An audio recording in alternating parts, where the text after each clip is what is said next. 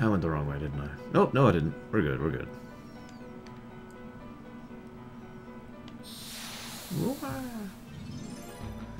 So for those of you watching the recording of this, yeah, we had some Twitch trouble there, and I just decided to go ahead and stream for a bit without recording to see if that would help, and, you know, to make sure that it would actually be streaming.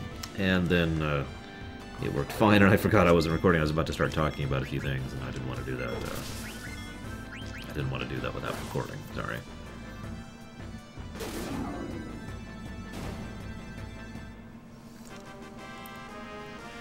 So I'm going to wait a moment to make sure I'm live before I go ahead and start talking about Ozma, as promised.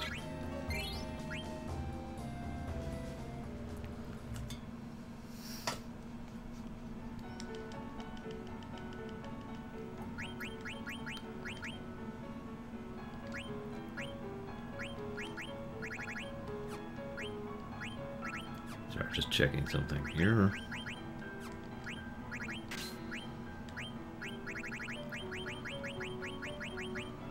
I'm not even sure Twitch registered that I turned the stream off for a moment.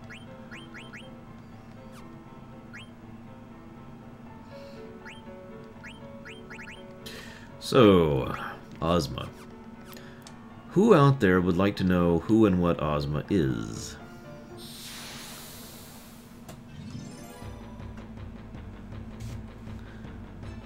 Well, in order to explain who and what Ozma is, we first have to analyze something about the setting I have been hesitating to talk about. And I think this is a good time to talk about it, because we're past the Alexander event, which is where I was actually supposed to talk about this.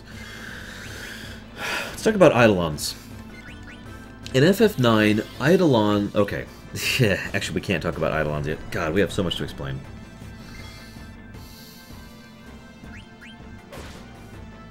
Alright. Let's talk about the life stream of FF9, okay? FF9's life stream is referred to as a crystal. Now, the crystals are always individual to a planet. In other words, there's a crystal of Gaia, there's a crystal of Terra, there's a crystal of how many other, you know, planets are out there, right? The crystal is a life stream in many ways, but it functions differently, because life stream was literally life energy returned to it, right? But in the case of the crystal, it's not actually the life energy so much as the souls, which are separated and put over here to be recycled back out into the world, and the memories. And the memories actually compose and make up that crystal, right? So the life stream, aka the crystal of this setting, would be better described as the composite of all the memories of all the people who have lived on the course of the planet over the course of however long it's existed. Thus, while a planet is formed from its crystal, at the same time the crystal is formed from this planet. It's kind of a, you know, a both directions kind of a thing. Now, that explains a lot about a lot of things, including the whole situation with the mist, but we'll get to that in a little bit, because we don't want to talk about the big Terran plan yet. We'll talk about that when we're in Oilvert here. So let's go ahead and talk about why that's significant for Eidolons. Now, Eidolons is when a lot of the souls and the memories both don't actually get separated, rather than being segregated. So the souls get cycled back into the people, and the memories get cycled back into the and processed into the world. They instead merge into one cohesive being, and the ideas of what formed those memories actually physically manifest themselves into a being that is effectively an energy being. You know, their physical form itself being just a manifestation of that.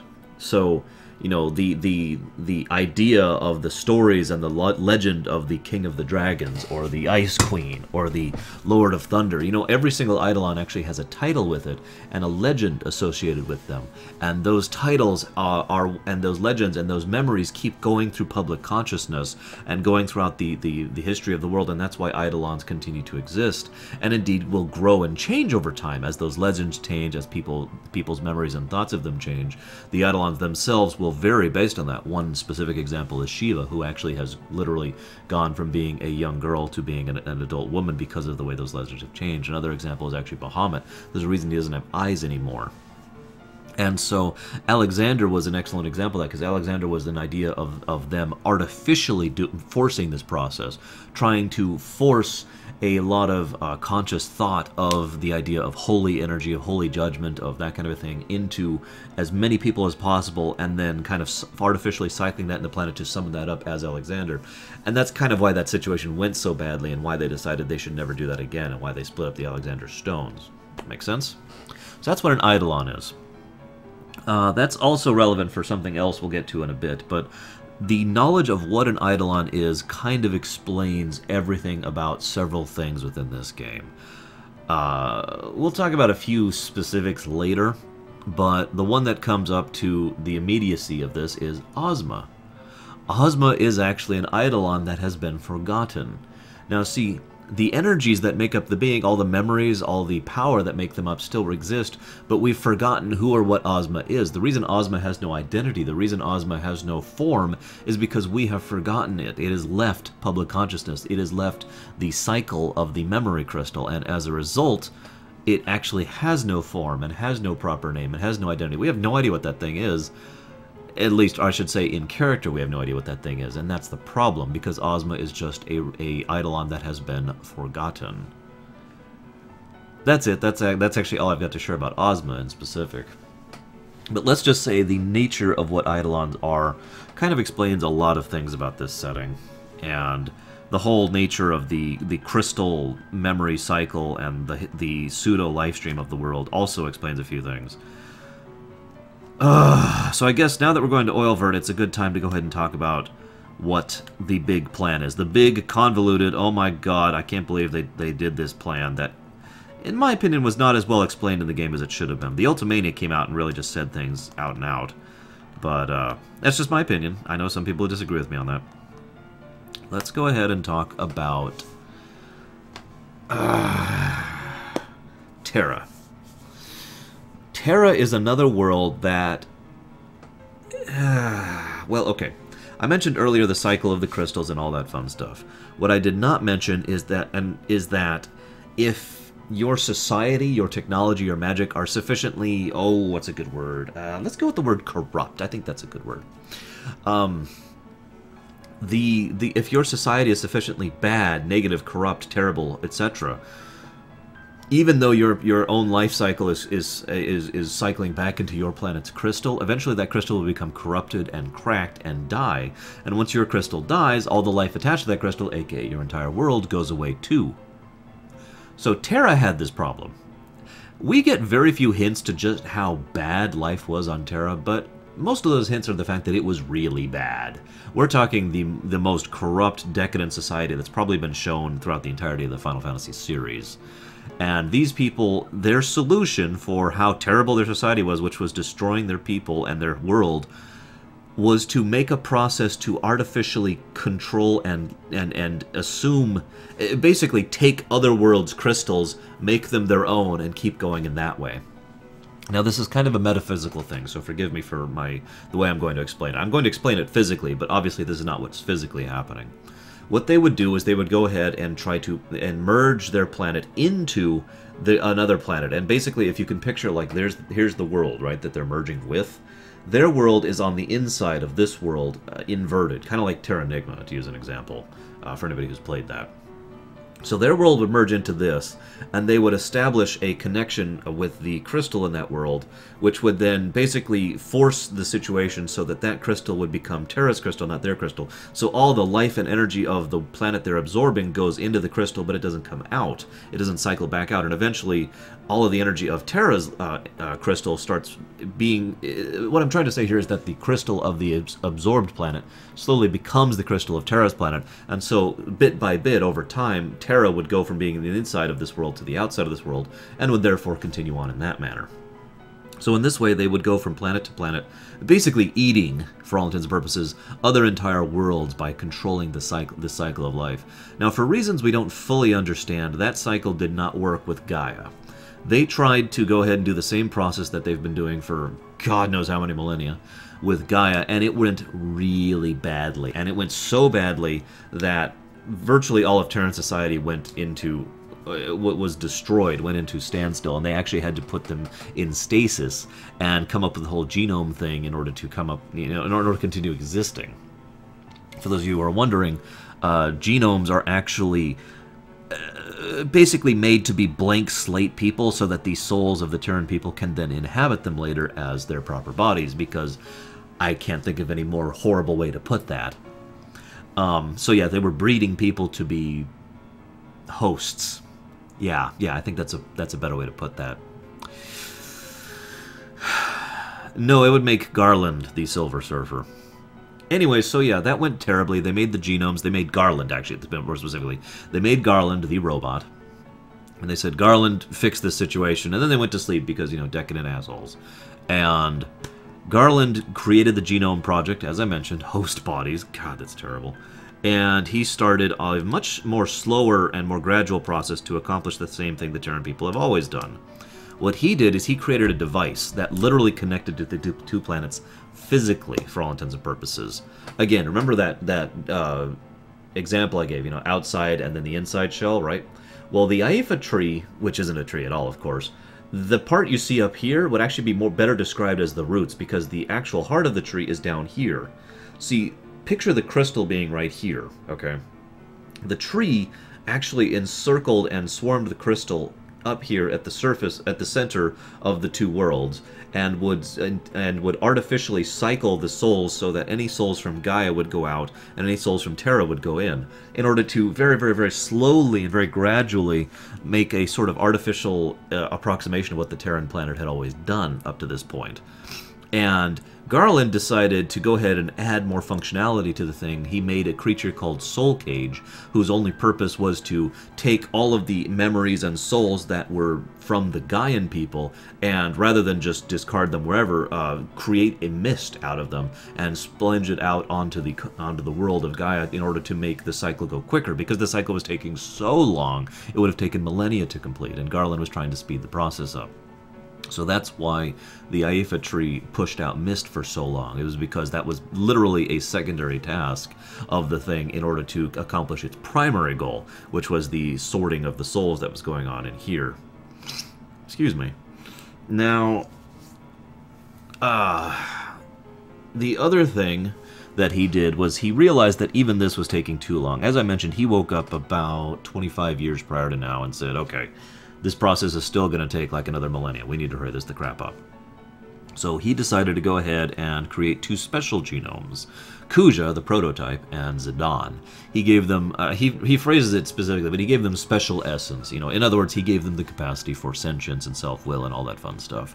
And said, all right, their purpose was to go and sow war and dissent amongst the people and try to make things as horrible as they can on Gaia to get people dead as quickly as possible so that they could speed up this whole cycle. Again, Garland is just thinking his production at this point. All he's thinking about is keeping up his quota of dead bodies, which is just kind of screwed up when you think about it.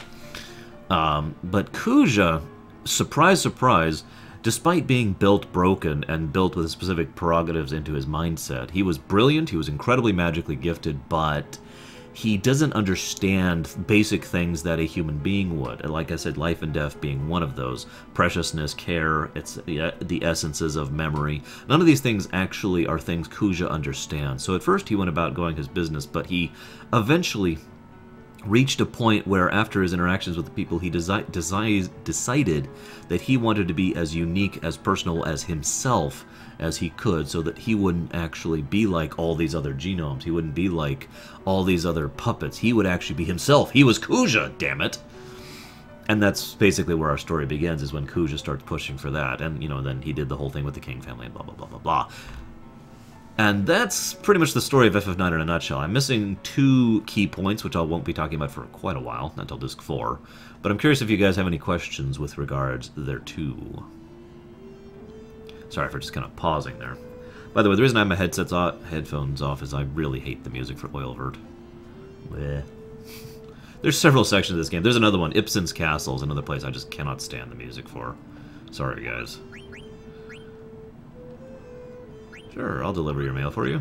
Do you sell anything? Do you sell anything I care about? You do! Holy moly! You even sell third! Must destroy third. Must destroy third.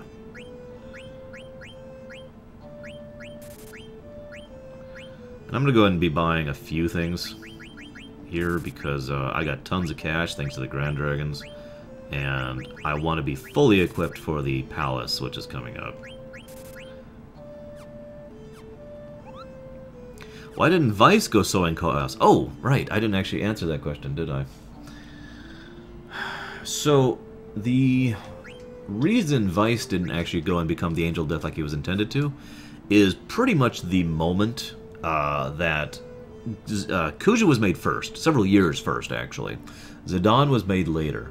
And pretty much the moment that Zidane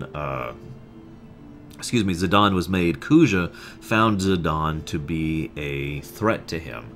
Threat to, not a threat personally, he threat to his individuality. No one else can be like me, and so in order to prove that not only was he better than him, but that he was going to be the superior one, he took Zidane, put him onto Gaia, and just kind of left him there for his own purposes. On several occasions, Kuja refuses to kill Zidane because he specifically wants to prove that he's better than him. He wants to show that he is the superior model, not Zidane. And so that's why he, A, scorns him, and B, kills him. And that's also why Zidane has basically no memories and doesn't, you know, function and lived in a completely different environment. It is an interesting thing to think about, though, as to whether or not Zidane is a case of nurture versus nature, because Zidane was actually raised by, you know, people, as in people from Gaia. He was actually raised by Baku and the members of the, of the Tantalus group. So, is the fact that he was so much of a, you know, nicer, kinder, gentler, you know, generally just a better person than Kuja, because of the fact that he actually had someone to take care of him when he was growing up, and Kuja did not? Or is it just because of the fact that he innately had that capacity to be a better person? Again, like I said, nurture versus nature. And the answer is, I have no idea. It's an interesting question, though. Whoop. Yeah, I really want ability up on him.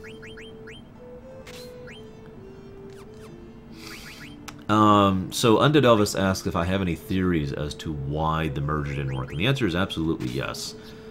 But I don't want to spoil it just yet. Let's just say I think an Eidolon was involved and leave it at that. Or at the very least, the concept... Okay, even if an Eidolon wasn't involved, which is my main theory, my overall more overarching theory is the fact that the mere fact that this is a world that had the concept of Eidolons is one of the reasons why it didn't work properly, because they had sufficient power and strength to assist in the resisting of the cycle, because they were aberrations in the memory cycle. If you think about it, they really are. They're composed of the memories of people and the thoughts about themselves, and yet at the same time, those same memories don't really cycle back into them, or out of them for that matter. They just kind of stay within the public consciousness but affect them despite not being a part of them. So again, they're not really technically part of the cycle. So I think that their existence as an aberration was contributory. But again, I think there's also something more specific going on than that, which I don't want to talk about just yet.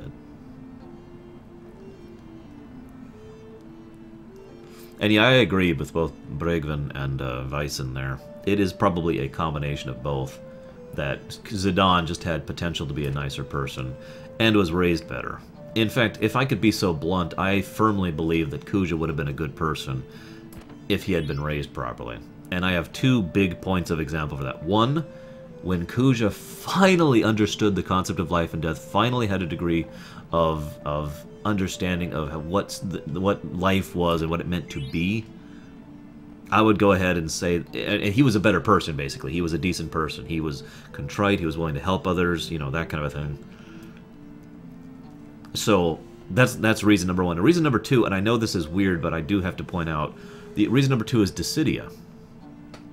See, and I can hear you already arguing, well, Dissidia isn't canon. Well, I mean, it isn't, but at the same time, it really is, because all the people in Dissidia are the actual characters from the Final Fantasy setting. The only difference is their memories. But the way they're acting you know, they still remember the events of the game, they're just acting differently because the events there don't happen in reverse. You know, the events of Dissidia don't really affect the events of Outward, but the character development in Dissidia does affect what we can think about the characters, because it is the same characters with the same personalities, with mostly the same memories of certain points in time from the Prime game. And Kuja was actually a staunch ally and a good guy who was on the side of Zidane, and he only pretended to be a bad guy in order to keep his cover as a warrior of chaos.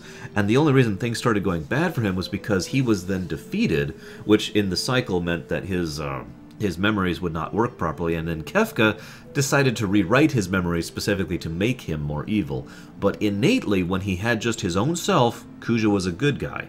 So that's two instances of that across Kuja's lifespan, where he was a decent person when someone wasn't manipulating him to be not a decent person. So yeah, I think Kuja, if he had been raised properly, would have been a good person. Maybe not like Zidane, but certainly not, you know, the Angel of Death.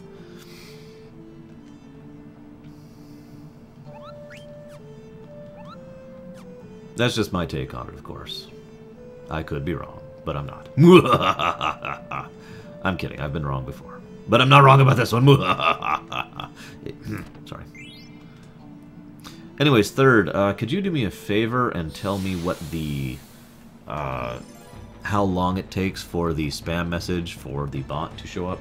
Because I believe it's about 5 minutes, but I could be wrong. It just feels like it's more often than I would like. Hey, look! So you remember those guys that I did things way back in the Aifa tree? This is the actual area where I learned how to do that. Because these guys are made of stone. Soft. And they die. And yeah, Kuja is actually a surprisingly well-developed character who has a decent amount of screen time, too, to help flesh him out. It's also worth noting that a lot of what Kuja does is pretending. Which, of course, makes sense when you think about it. Because he doesn't actually have, you know, much in the way of personality experience to go off of in order to form a personality. So he, you know, all the things he does, is most especially the whole, you know, I'm really, really weird. I talked about this earlier, the whole, the makeup he uses, the outfit he uses, all that thing he does, is basically just him trying to develop, to present someone who has a personality based off of the things around him. Indeed, as we learn later, he and Aiko actually have something in common, because Aiko learned a lot of how she takes care of, you know, how to interact with other people from her experiences with the books, with the plays and whatnot she's read. So her very way of talking is different from others because of the fact that she learned to talk from reading all these dramatic plays and novels and whatnot. Kuja actually has the same thing going with him. When he joined the king family, when he became, you know, part of the nobility, a lot of things with their regards, the way he talks, his manner of speech are all influenced by that, and it's a lot more obvious in the Japanese version, where, you know, he literally is talking basically in prose half the time, or what we'd call prose in English. But yeah, when you really look at Kuja, understanding what he is and why he is, let's just say a lot of his character makes a lot more sense. And again, it's one of those situations where I feel FF9 is better enjoyed the second time through, knowing what's going on, especially with the main characters. I keep Twitch chat open. I usually keep Twitch chat open. I have Twitch open, however, I do know that I've still been losing messages on Twitch, because this weekend I've had several people say things on Twitch and then ask me, you know, why they haven't said anything yet, and I never got the message. So that's why I'm still using the IRC chat. Of course, the IRC chat isn't great now either, so I guess it's just screw me season, isn't it? Anyways, third, if you could change that to, I don't know, say 45 minutes, that would be awesome, please, and thank you. If not, that's acceptable. I'll just, you know, live with it, as they say. Now, this is one of the first sections. The reason I wanted to talk about that whole Terra thing before coming here is we get a lot of bits and pieces of what happens for the Terran storyline here. I think I'm doing this out of order. Oh well. But it is literally just bits and pieces. Oilvert is a place that the Terrans actually built specifically as sort of a repository of knowledge. Well, okay, it's kind of complicated. Way back, the Terran people at least had some... I shouldn't say the Terran people, excuse me, I'm saying that incorrectly. There was more knowledge of the fact that Terra existed back in the day due to the improper merging. And so several of the individuals involved, most notably the people of Mount Gulug, the gnome people or whatever, and the I have jelly on, right? Yeah, okay. The gnome people, the Eidolon summoning people, possibly the dwarves. We're not 100% sure where they connect, but they're probably involved as well. All had a degree of knowledge and understanding of the fact that Terra existed, this other world existed, and did a lot of things to go ahead and have records and knowledge and all that stuff. And one of the things we do know about the Gulug people, I don't want to talk about just yet, but let's just say that it's very relevant that the stone to unlock Mount Gulug is here in Oilvert, the place that also happens to be the repository of knowledge about Terra. But someone asked earlier, did I think that some of the Terran people actually opposed several of the things that the Terran people as a whole were doing? I believe that this entire area is one of the indicatives of that, because the architectural style of this place is very Terran in design, very much so, actually, almost to an unusual degree. And I believe that the reason for that is some of the Terran people, probably not many, probably only a few, really, were actively helping, the people of Gaia at the time, which include, as I mentioned, the Gulug gnome people, the dwarves, and the Eidolon people. So it is my belief that some people were, and again, minority, but some people were actually trying to, at the very least, get across some of the word of just how terrible their society was. In fact, one of the other reasons I have, as far as what's the word I want to... other things I have as far as proof as to that fact is, as we go through this memory archive of Oilvert, they talk about the Terran society in almost pure negatives. They talk about how terrible it is, about how decadent it is, about how screwed up their world was, and how screwed up they messed up everything, you know, blah, blah, blah, blah, blah. And that just really sounds a lot like, you know, the people who already disagreed with the way the Terran people worked, you know? Just my take on it, of course. Sonic Doctor, I'm probably about a third to a fourth of the way through Disc 3 at the moment. And so this is kind of cool, too. I'll go ahead and do these just to show them off. This is when they... This is a historical record of their ships. By the way, another fun little fact that a lot of people tend to miss. Zidane can read the writing in this area, and he does on a regular occasion. They don't emphasize that at all. They literally don't emphasize the fact that Zidane can read the stuff here. They just kind of mention it askance, and then they never talk about it again. But that's really significant because, again, they weren't ready to reveal the bombshell about Zidane's nature yet. So they just kind of... This is pretty much the second hint of two that has happened throughout the course of the game, all the way here in Disc 3. Only 2 hints about Zidane's backstory.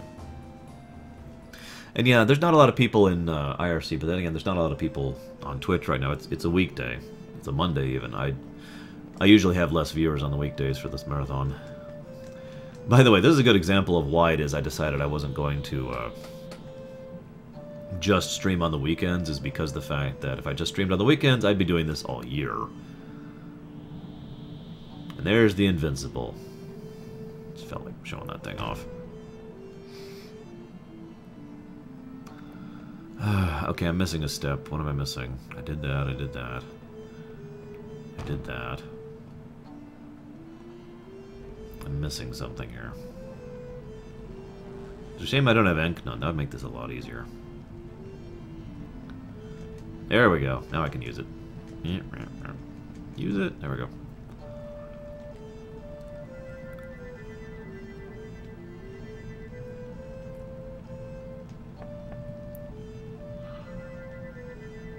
These are our only images of what Terra looked like before it had to be put into stasis, by the way.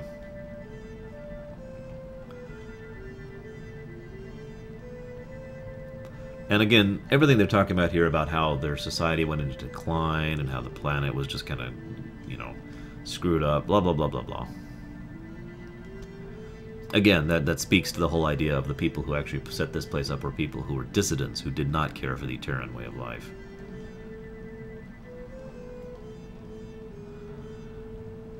I'd say that's maybe me reading too much into this, but this plot is very complicated and convoluted, and most of what we see in the actual game is just tidbits and hints of that. Hey, Panda. Word up, yo. Alright, Bragwin. Now I have a very important job for you. I need you to not go to work today. If you fail to accept this mission, your face will self-destruct in 20 seconds. Just so you know. It might be unpleasant. Isn't there supposed to be one here? I swear there was supposed to be one here. Ugh. Where's my frickin' Ankton?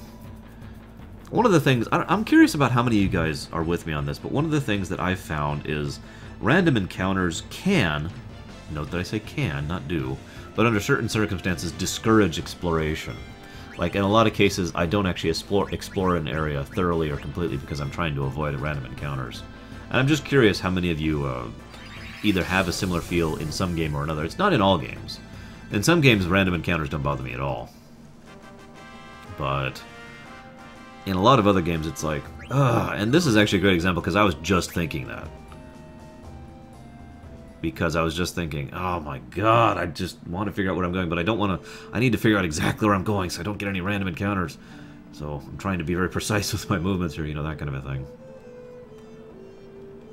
Ah, and I went the wrong way, so I'm not actually sure where to go. Breath of Fire 2, that's another game that discouraged exploration for me. Very much so. Holy moly.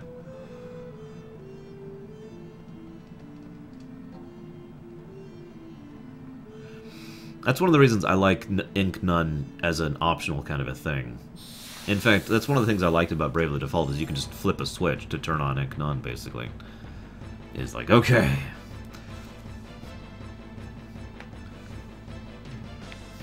Of course I did, Noel. And this will be the last one I level off screen on, hopefully. If everything goes according to plan, which it will because I did some tests last night, too. But yeah, random encounters, don't mistake me. I get the point of random encounters from a designer perspective. I really do.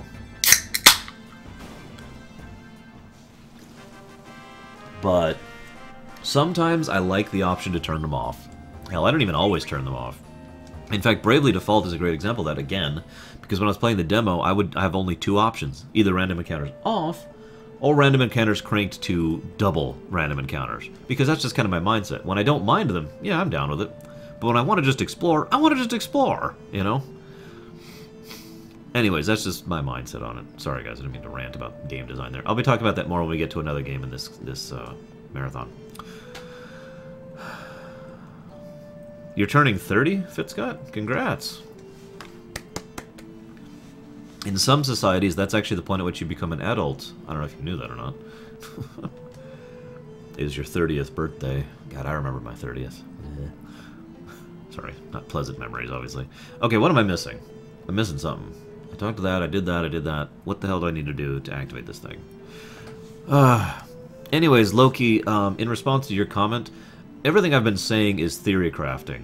We do know that this place has a connection to the gnomes of Gulag. We do know that some of those people did know about Terra and its existence. All of that's fact. But my theory that this place was actually helped to be constructed by the gnomes, by the Eidolons, and by dissidents of Terra is because of the way this place is presented. But that is just a theory, admittedly. It could also be just a part of Terra that, you know, was transported here due to the completely improper merging that happened, I guess 801 years ago, something like that. Pretty much 800 years ago.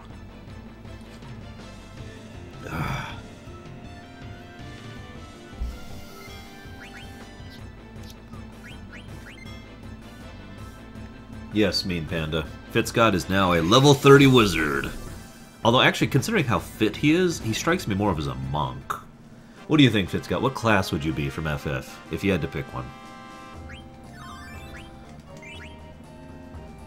Me, I would pick a worthless class for myself.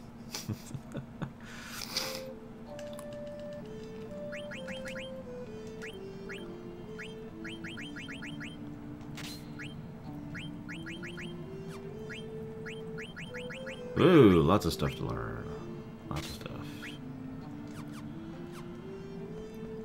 Okay, I'm missing something and it's irritating me. If only I had Inknun, this would be fine. I could go explore, not worry about things.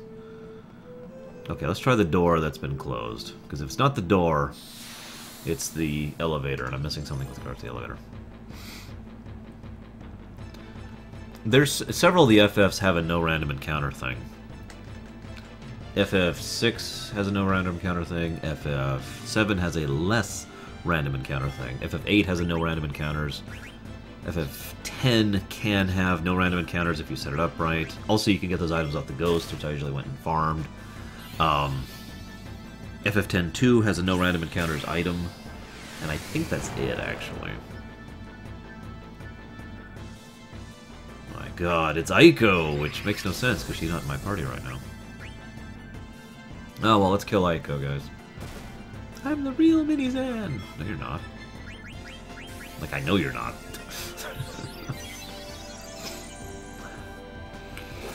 A calculator? Or an arithmetician, if you're playing the PSP version.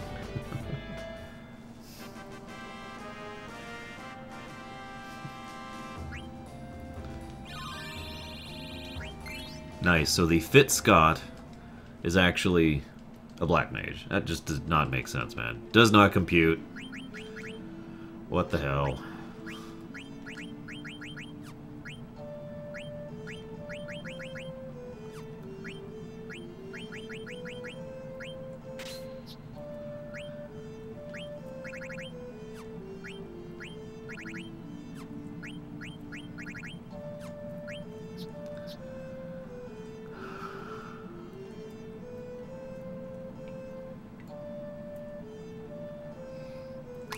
I know what you're talking about, Loki, but I've always disagreed with that personally because it makes much more sense as a writer for it to have happened just before Garland started doing his things. If you think about it, if it actually happened 5,000 years ago, that means there's 4,200 years of nothing happening at all. And I've always disliked that in writing. I'm sorry, but it is actually bad writing to just go ahead and have wide, sweeping numbers that don't actually have any meaning. It's something that a lot of games and a lot of fiction have done, you know. Whoa, yes, thousands of years ago this event happened. What's happened since then? Nothing. Yeah, it just loses all impact. I prefer to have a slightly more realistic viewpoint of it. 800 years fits a lot better.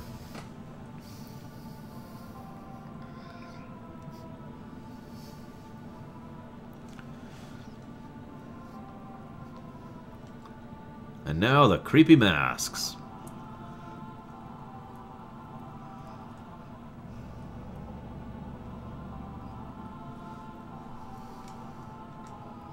Yeah, blah, blah, blah, blah, blah.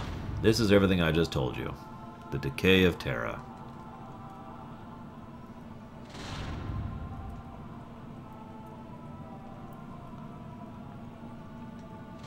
I don't have anything else to add about this.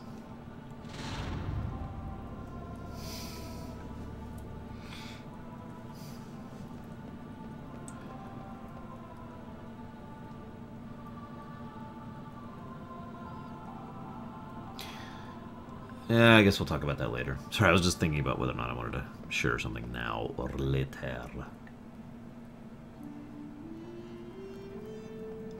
No encounters, no encounters, no encounters. Oh crap, I went the wrong way. I'm gonna get an encounter. Oh god, I really am. Oh, come on, come on. Okay, no encounters. Whew.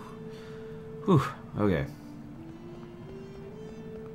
I always feel like I dread encounters in FF9 too, because after a certain point, encounters are kind of just a waste of time. And they take so much time. They take so long.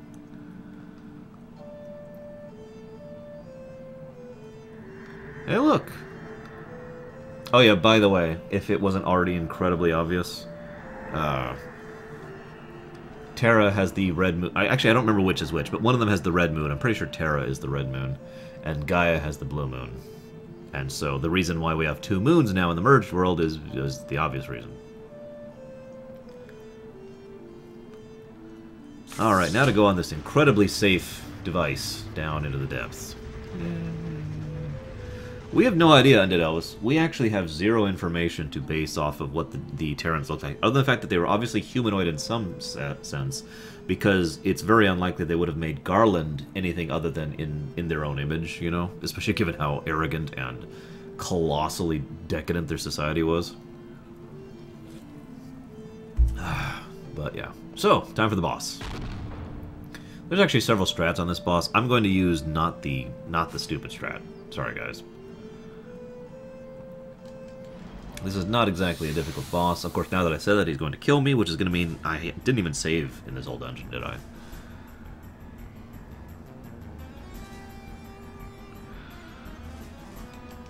So yeah, there's Ark, the last Eidolon.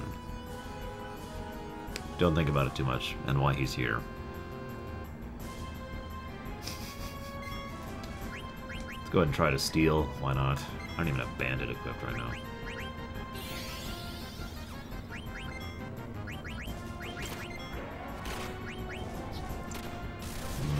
Yeah, we'll go with a different strat for that.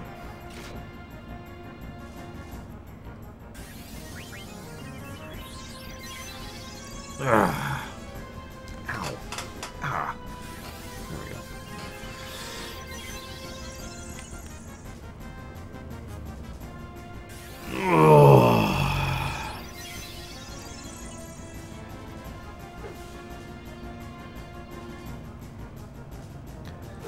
Power Lands. I might care about that. The Power Vest I might too. We'll at least try a couple times. Yeah, saving is my kryptonite, guys. I hate to break it to you. Yeah, the fact that Ark is weak to Shadow is hilarious, by the way. Given the fact that it teaches all sorts of dark things, and its very attack is actually Shadow Elemental. Whatever. Ugh, stretch. Did you just trance me? You gotta be kidding me.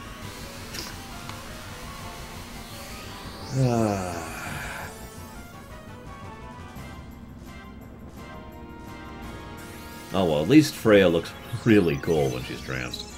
She's probably my favorite trance uniform. Her and Steiner both look pretty cool, I think.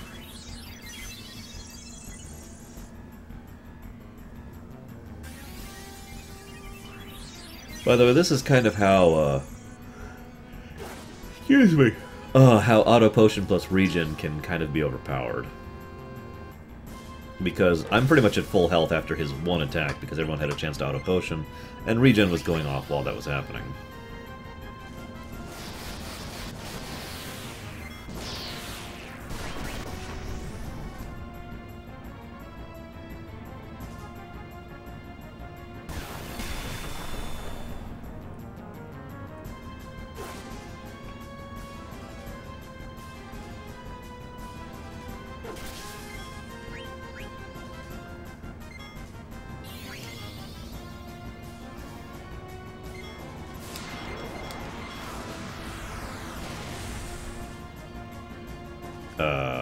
That's bad. That has a lot of potential to be bad.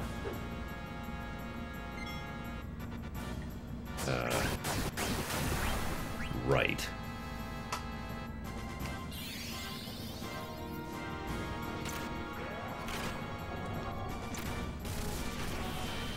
Okay, we're good.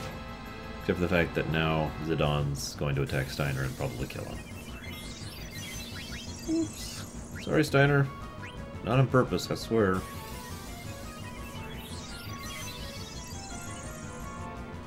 You know, I just realized when I get to FF... Oh my god.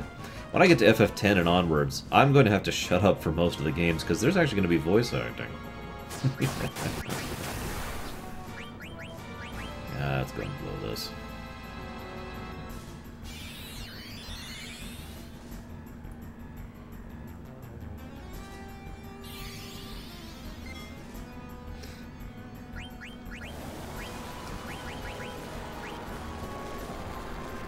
You suck.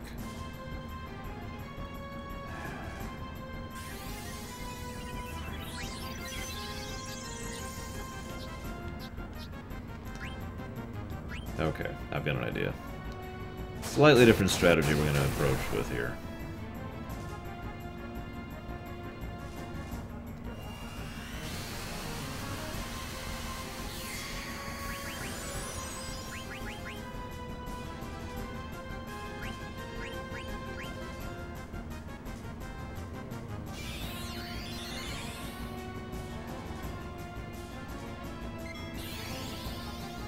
Would you stop being annoying?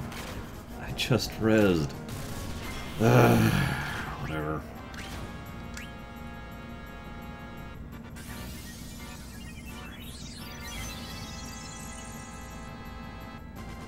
If I hadn't killed myself, I'd be fine right now. I suppose that's the irony of the situation.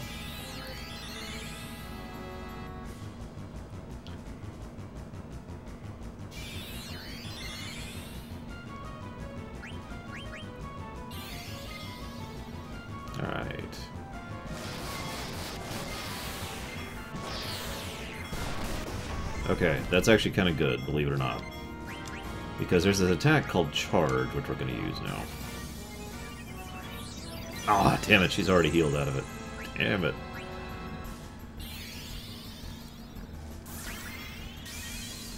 You got it, Undead Elvis.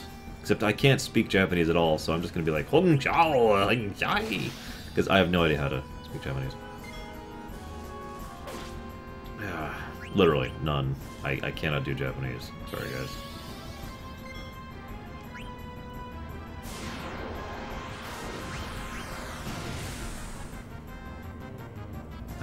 Okay, that's bad.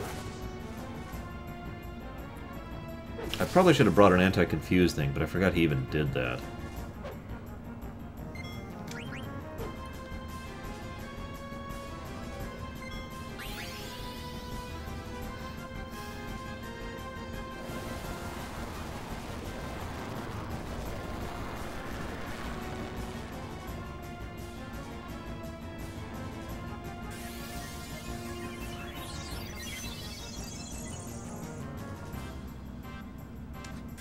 What'd you get, Fitzcott? Let me guess. Ride to Hell Retribution. Am I right?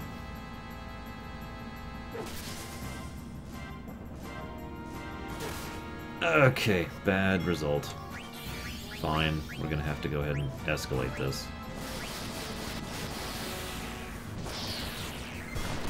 I've never actually heard of that game. God damn it, would you stop doing that right after I frickin'... It's getting slightly annoying. That's the second time now I've finally accepted hitting my own guys to get rid of... Okay, she didn't die at least. To get rid of their frickin' confuse, and then they immediately got hit by the boss, which got rid of their confuse, and left them at low enough health to die. Stupid frickin'... God damn it, why didn't I equip anti-confuse? I even had room for it.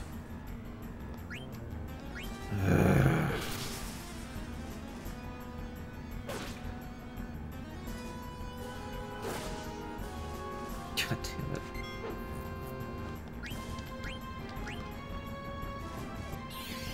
I'm sorry, Cashel. I may actually lose this fight just because of how irritating that confuse is doing. Yeah, I think I'm actually going to lose, because she has the ability to kill herself in one shot if her regen and auto potion don't catch up in time. Oh my god, this is dumb. So when was my last save, guys?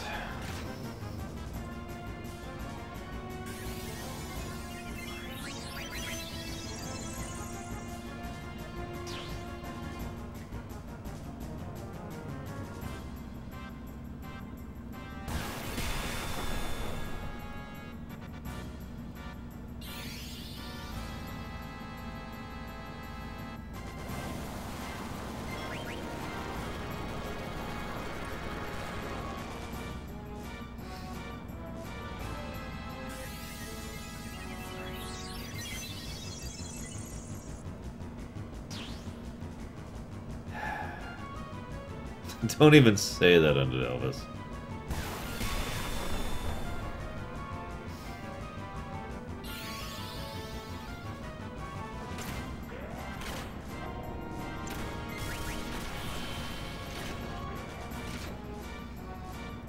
God dang it. You know, I totally spaced the fact that this guy does that. I really did. I even know what to do on the next boss. I just totally spaced this boss. Oops. Oh, I won. Yay! Go Germany! Okay.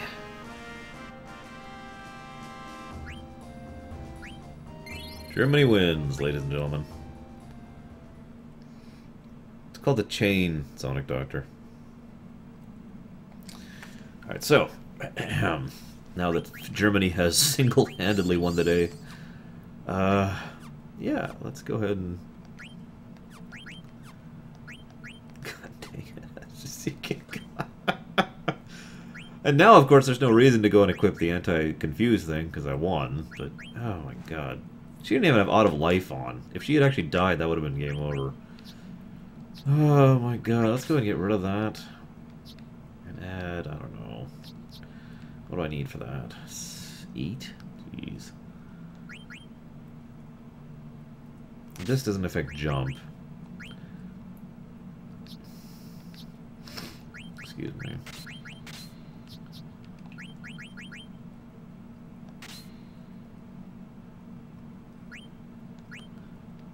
Actually, I guess I could do that. Let's just do that. Okay, so let's go ahead and get this stupid thing.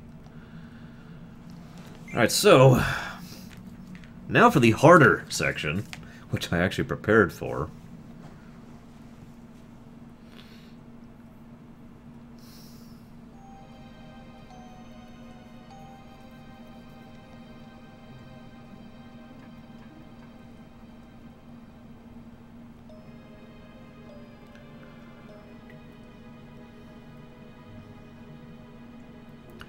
So, how do you like the special sweets I reserved for each of you?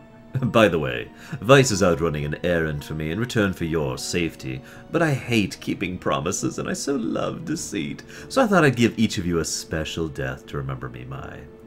My palace is home to a magnificent hourglass.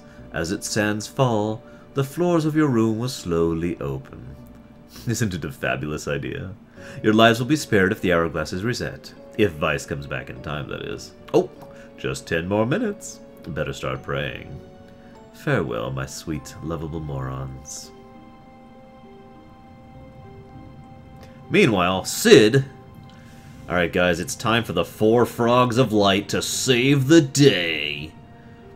Kinda literally.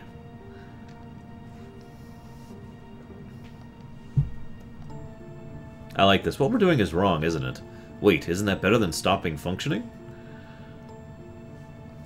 I like how they don't have an answer to that. They really don't.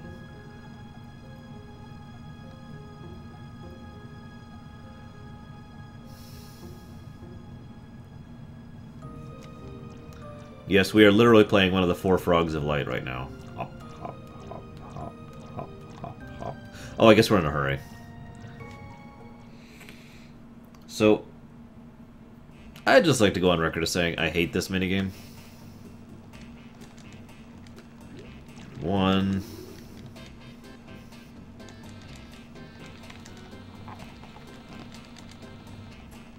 2...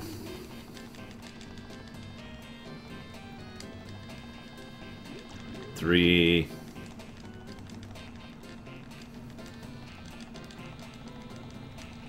4...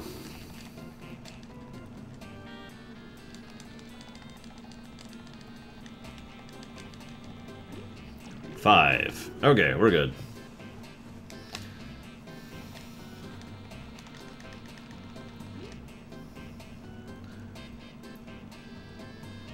Hi. Can I help you? Do you like my mustache? It's a nice mustache. I think you'd look good with a mustache. By the way, this is an FF7 reference. That is a hedgehog pie from FF7. Hey, what's up? Loving the teeth, man.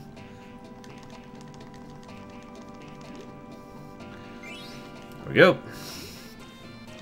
So the reason I failed that 5 times in a row is it actually will reduce the speed at which he turns around if you fail 5 times in a row. For anybody who's wondering. Okay, so I'm trying to remember which ones I'm supposed to use. I think it's D, C, and B. I think. I used to know this by heart.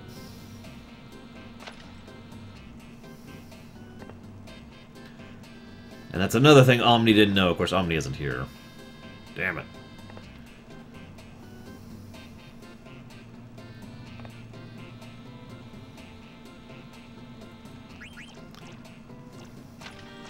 Yep, D, C, and B. I was right.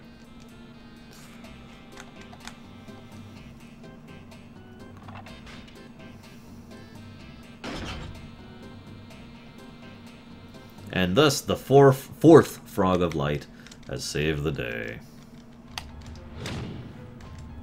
And this song is my second favorite dungeon song in the whole game, and arguably one of my favorite songs in the whole game. Probably my 4th favorite, I'd say.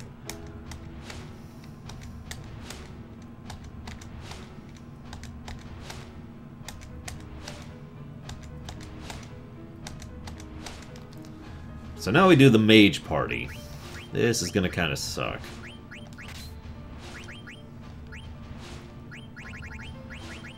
Seriously, this is gonna kind of suck.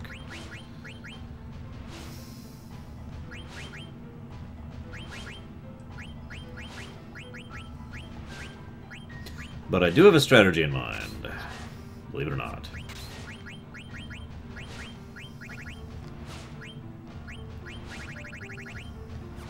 Just gotta make sure, get a few things set up here.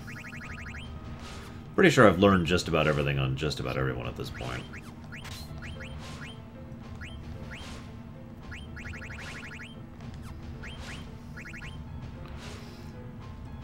No, Undead Elvis. She has a little hair thing. I don't even know what to call that. Boost. Or haste. What about haste? Because she's actually the most important one for this. And you, my friend. Well, I got some special plans for you, Omni.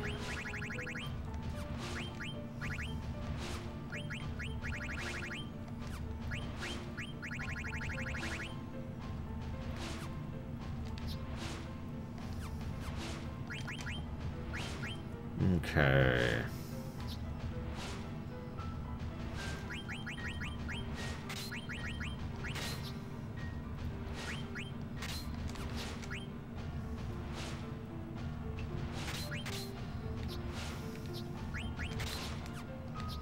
Actually, that's a good point.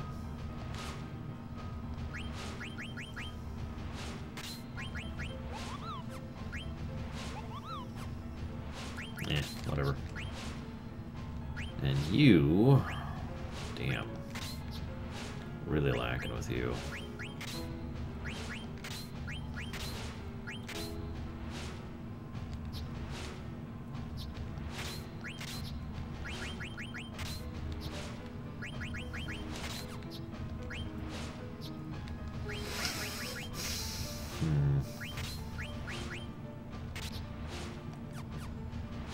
Okay. Actually, Fitzgut, you're the one who can choose who stays back. I usually send all the melees there because you actually can't use magic in Oilvert. But again, this is some good game design in a nutshell here, because this whole palace is actually designed to be a lot easier than the other stuff about this level, because they assume you're taking your weaker characters. And because we're basically generally going to have all your magic characters here, so... But pretty much my only melee is Kiana, aka Herbert.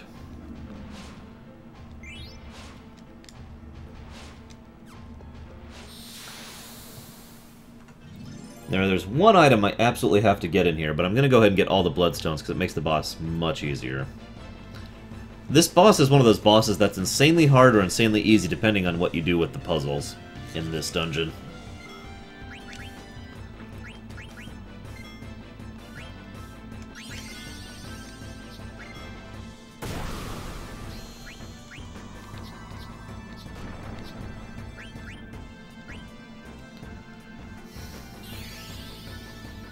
Oh wow, Loki, that's insane. And yeah, it's really hard to flee from encounters in this place. Ah, they do silence. I knew they did something.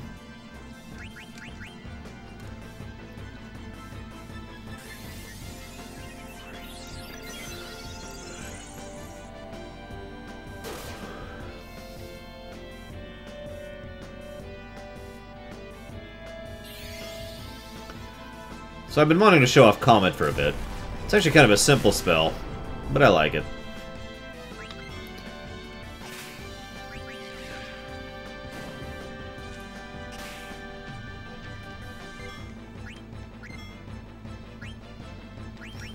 Pretty simply Undead Elvis when you think about it. The way Arc works, basically, is Arc is indicative of the society that Terra used to have, all the technology and all that fun stuff. And remember everything I mentioned before about how the Eidolons are basically just memories and stories and lore given physical manifestation? Arc is indicative of the grand society that Terra used to be, and obviously that they don't have anymore.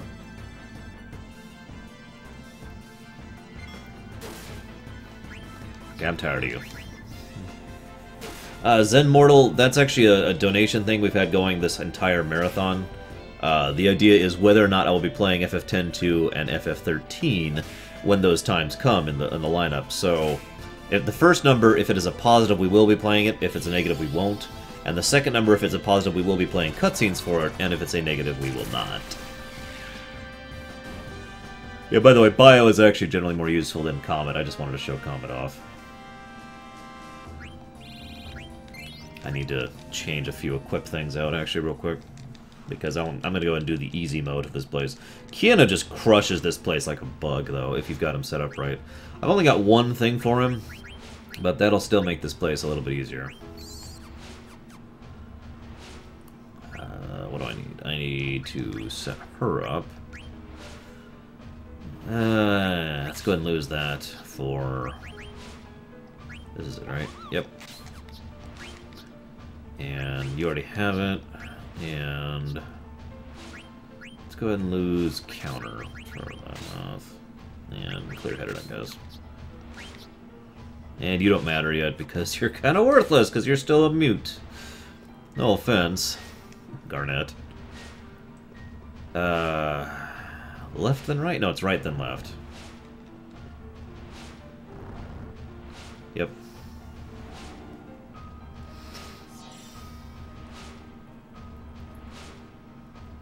I think I want to go this way first anyways. Yep.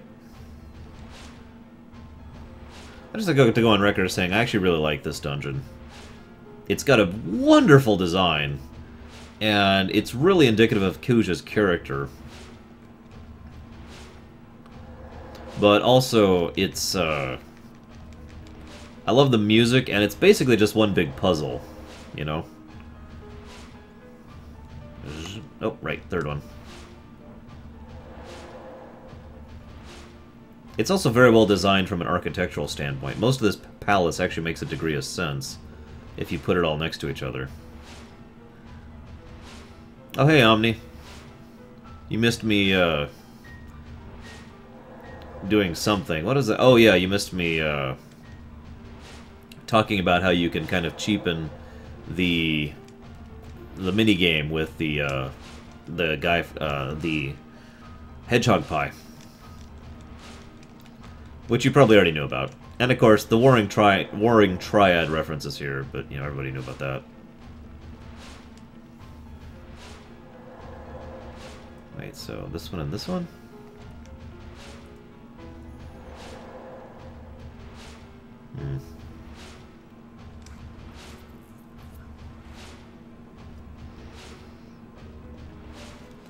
Oh, also, the encounter rate in here is actually cranked way down. This is one of the places with the lowest encounter rate in the game. Which is actually really nice. Hello? You want to light it?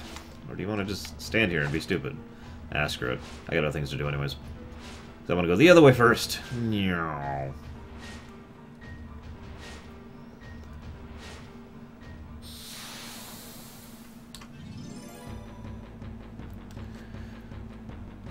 From my understanding, yes, Kuja built this palace.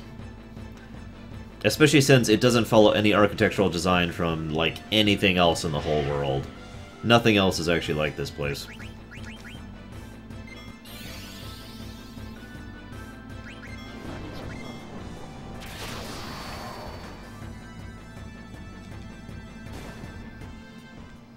By the way, this is actually why I left Kiana behind, instead of taking him to learn all those abilities you can down at Oilvert's area.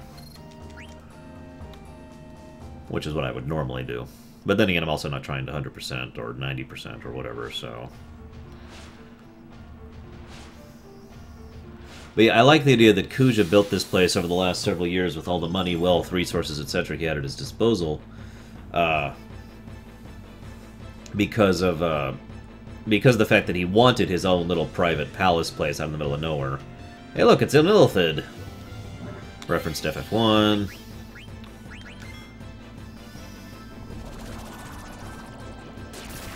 Sonic Doctor, it usually depends... Well, okay, if you're talking about from a designer perspective, what you what you base an encounter rate off of can vary wildly. There's like 20 different things that go into that thought process. For example, in this case, they wanted the encounter rate lower because they know you're actually going to be weaker for this section of the game. So they want to not punish you for being these weaker guys. That's also why the boss for this section, as long as you're smart and turn off all his abilities, can be destroyed and is actually relatively easy.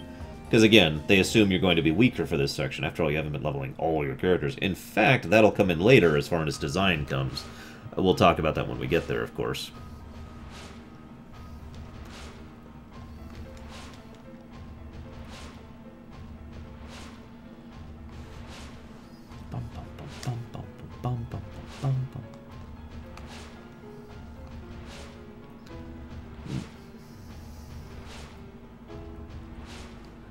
Now we'll do this. I used to remember this by heart. I don't actually remember right now. Oh, that's right. I forgot these things.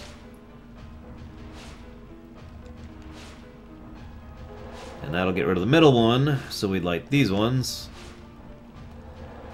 There we go. I always miss seeing those two in the middle. I don't know why.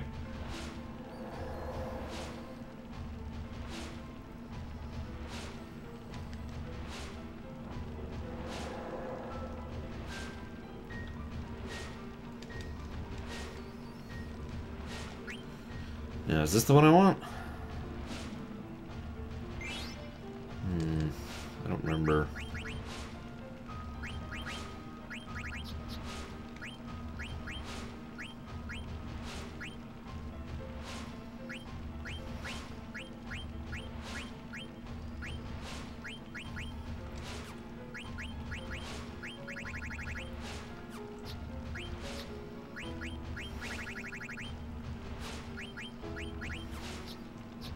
Oh, well. I don't understand your question, Kenswizza.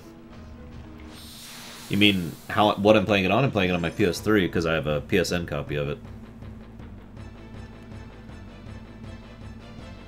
So, I don't understand your question. Help me out here.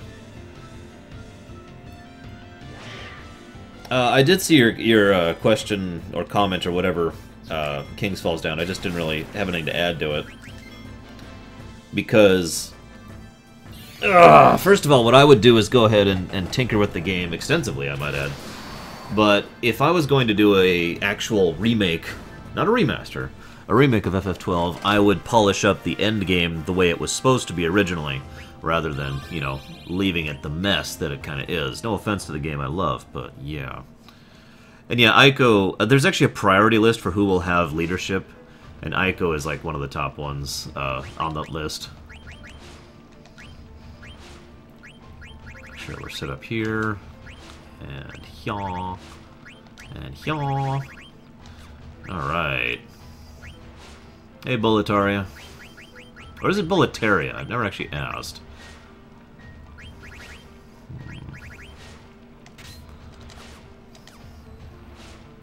Ah. Up to 302 now. Oh, right, I need the light. There it is. Now this, if I'm not mistaken, this is the really important one. I could totally be wrong. Shield armor. I'm totally wrong. Not the important one. One of these is incredibly important, and even on a fast speedrun playthrough, you want to make sure you get at least one of them.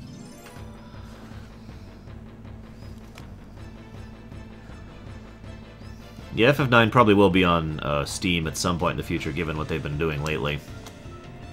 But of course, you can always play it on the PlayStation 1, or the PlayStation P, or the PSP, or the PS3. All of those are options.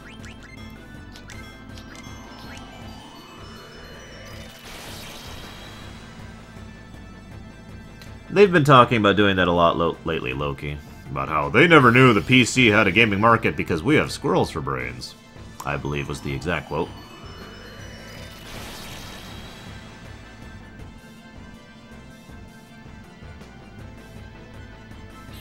So Frozen is actually a really irritating status effect in this area.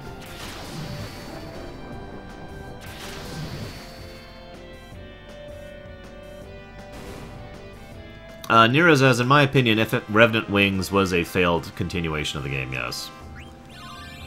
Just my opinion. Boletaria. I was right. I was right. Now I must kill you for correcting me. Wait, that doesn't make any sense. Make sure we're all good here. Wait, is that everything? Yeah, it is, actually.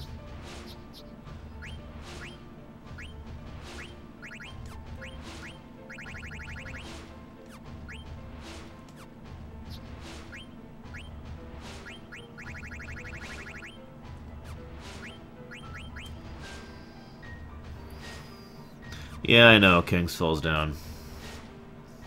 But whatever, as I say. Come on. I also love the general aesthetic design of this place. The sharp contrast between lights, reds, blues, and white throughout the whole place. It gets a very... I'm trying to think of the way to put it. Let's just go ahead and call it a gaudy, ostentatious feel to it. But I like that because it's so in character for Kuja. Someone who's trying so hard to prove that he is different from everyone else.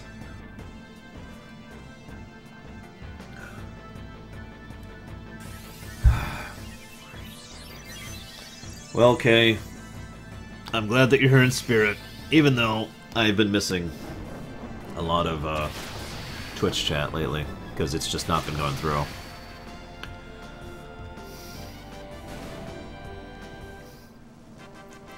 That'd be pretty cool, actually, Kings. At least I think.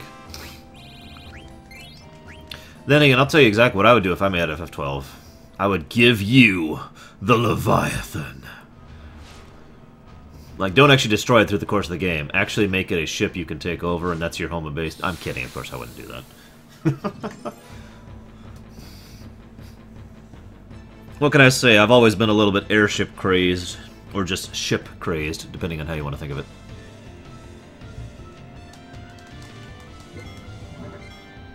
I love the monster sounds for these things, by the way, when they show up.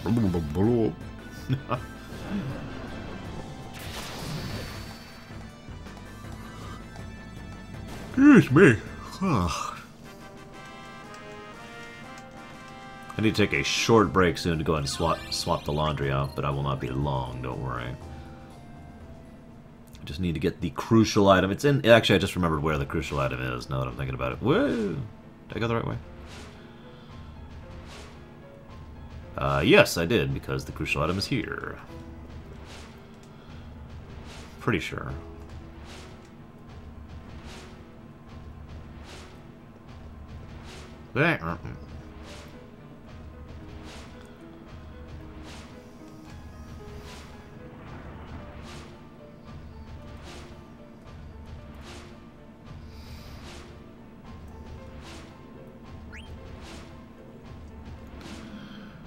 Probably King's falls down. Although I would actually fix the job system, because being able to, only having to pick one and never changing it is just irritating. Whoops, wrong person.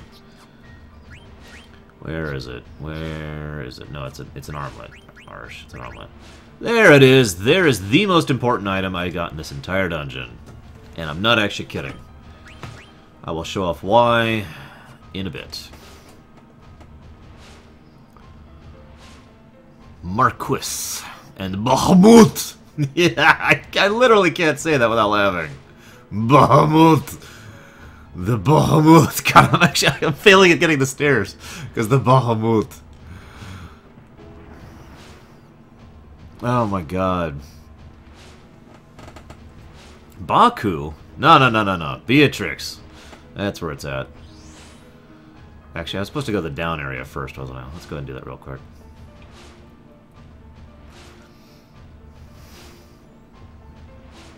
At least I think.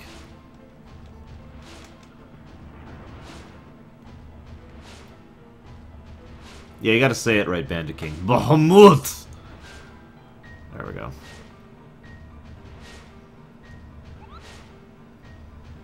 The hell? Did I just hear a Koopo?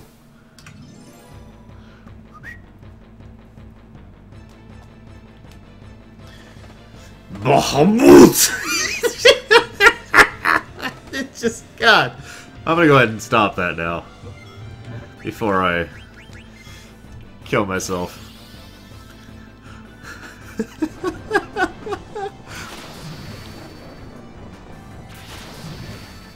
But yeah, imagine a prequel where you really get to explore the backstory of Beatrix, of Baku, of Cid. All the characters they hint a lot at in the throughout the course of FF9, but we actually get to see them fully fleshed out and see their adventures. Probably set around or during the time of the Ninth War, I would say, just off the top of my head. I think that'd be really cool, personally. But as I've said before, just about every FF could have a really strong argument for why it could have a good prequel.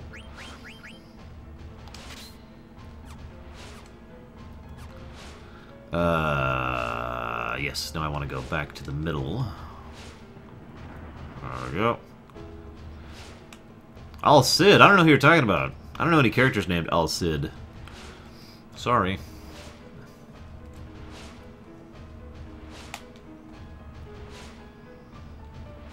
Yeah, speaking of which, zero. Koopo. Let's just go ahead and get a safety save in. In fact, I don't think I even saved since I nearly died to the arcs. Yeah, we're definitely going to get a save in here.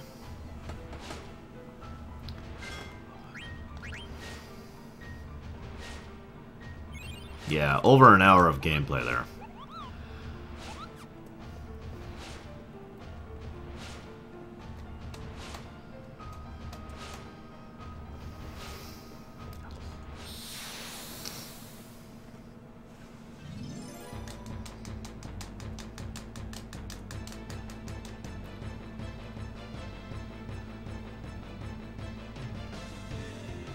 And then, of course, there's Bahamut, which is in a Super Mario RPG with 2 T's.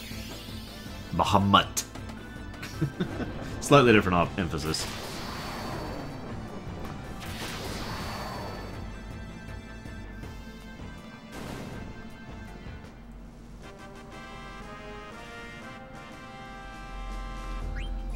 I like them, Cashel. In fact, I love them. I enjoyed the hell out of them, and I can't wait for the third one. I know that's a contentious opinion. Not a lot of people agree with me, but oh well.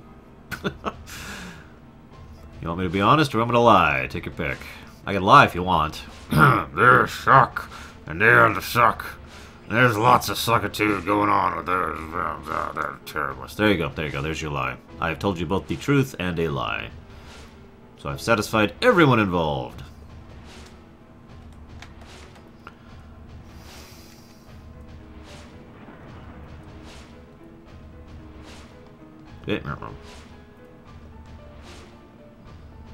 I also like how, and I'm curious how many other people have noticed this, Aiko's running animation, if you do it at the right time, whoops, wrong way, actually moves in time to the, music here, the don't, you know, that whole thing. No, Nero's as. It is not. Very much so. It's part of the Mario RPG series, which has its own continuity.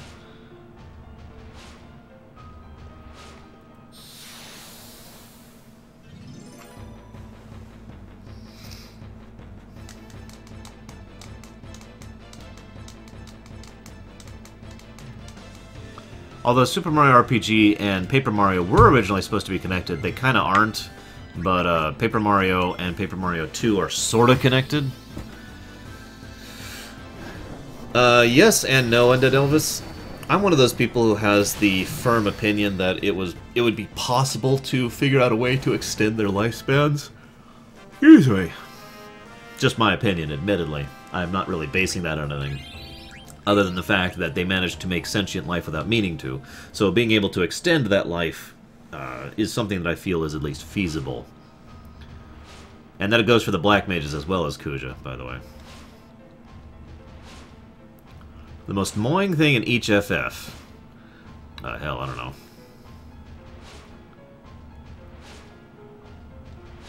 Let me think about that. Wait, hang on. Is it chases or... Yeah, whatever. I'll get to it in a minute. Well, no, it's the other way, isn't it? It's the other way. Most annoying thing in FF1 is the... Well, okay, it depends on the version you're playing, but I'd go ahead and say the massive encounter rate. That goes for FF2 as well. Although, actually, no, I take that back. The actual most annoying thing in FF2 is the leveling system, or rather lack thereof. In FF3, it would probably be, especially in the DS version, the extensive load times. And so that way, so I need you to be this one, I think. Yep.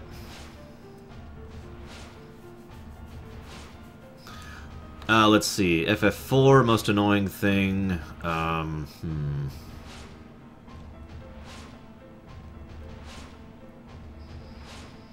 Probably the lack of alternate leveling system in 4. As much as I get where they were going with it, I still would like to be able to customize my characters. In FF5, the ugly monsters. In FF6, the encounter rate or the translation, depending on your version. In FF7, it would be the either the translation or the graphics, take your pick. In FF8, it would be the drawing system, or the general grind design of the game in general. In FF9, it would probably be the trance system. In FF10, it would be Tidus. In FF12, it would be the fact that the game wasn't finished properly. Pretty sure I got all the Bloodstones, so he should be a joke.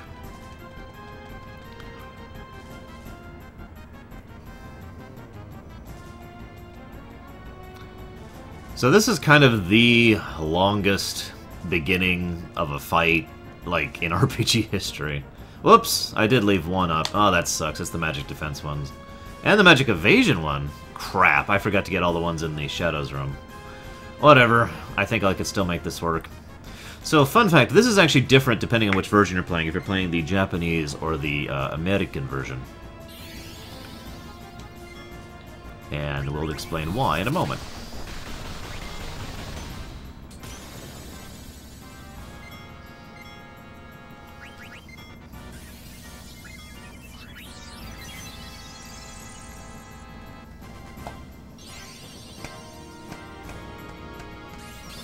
Hey, Banana. Here's our first time summoning Carbuncle in FF9.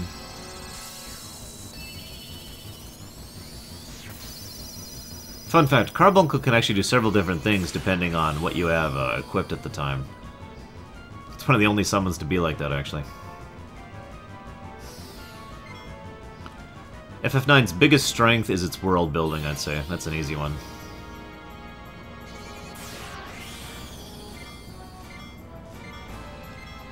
So, in the Japanese version of this game...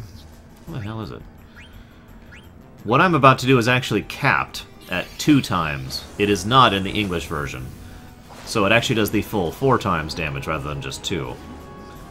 Hence, it's pretty much always going to do quad 9.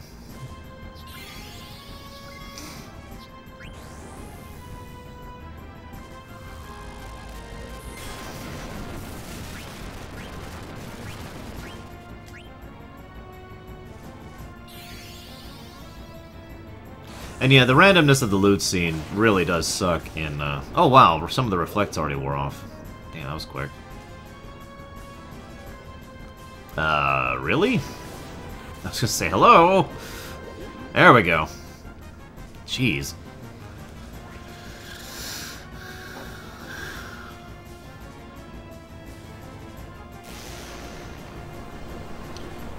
Ugh.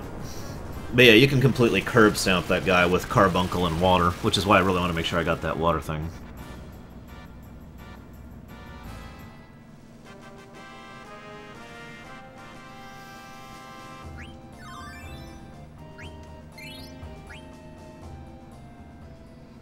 What, you mean Bahamut? Okay. Yeah, random treasures in a single-player game, I get it to an extent. And I've said this before, as a designer, I could agree with about a 10% chance for the super rare stuff. But not just the ridiculously rare stuff. God. Anyways, moving on. Let's get out of here.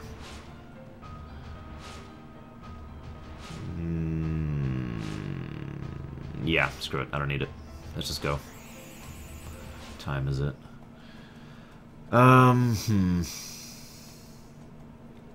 Meanwhile, we get back.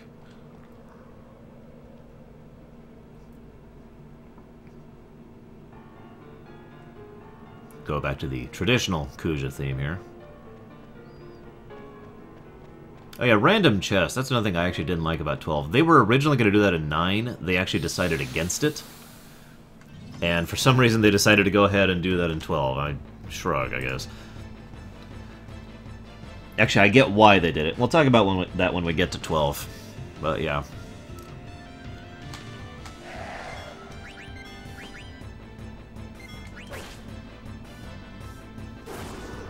No, Saint Wrath. Not in this playthrough.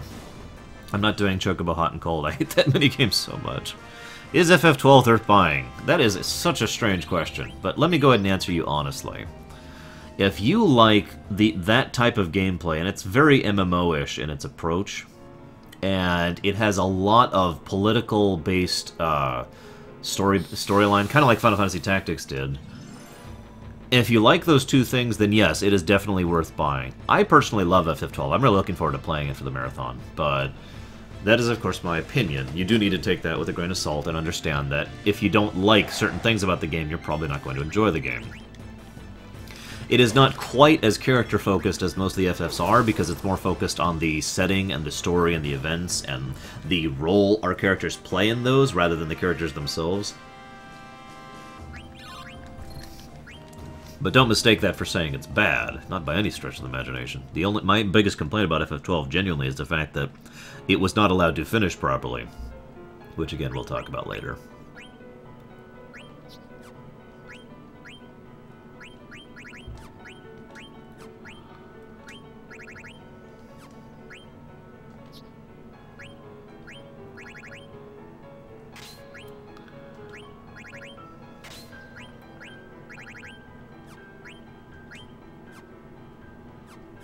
Oh, wrong person.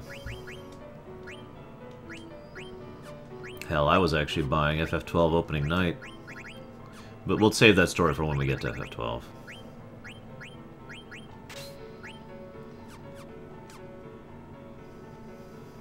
Even Vaughn doesn't bother me that much, even though he was unnecessary, because at least they did something with his character. And Balthier is not the coolest dude ever. Sorry. He's pretty damn cool, though. Wow, I'm actually cold. This is so weird. I've been sweating in here for the last week, and now I'm actually cold. This is ludicrous.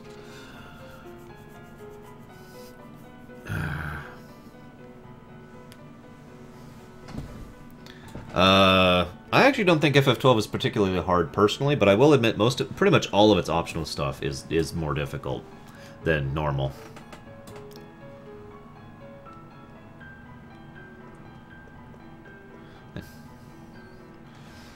Pretty much all the marks get difficult pretty quickly, as soon as you get to that wolf one. So this is Kuja thinking ahead, by the way. I'm so happy to see you again, Vice. Oh my. Blunt as always, I see. Take a look in there.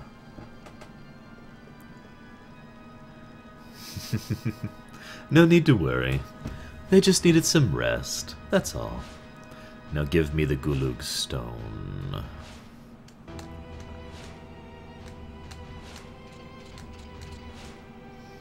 I preferred his look in FF12, personally, Noel.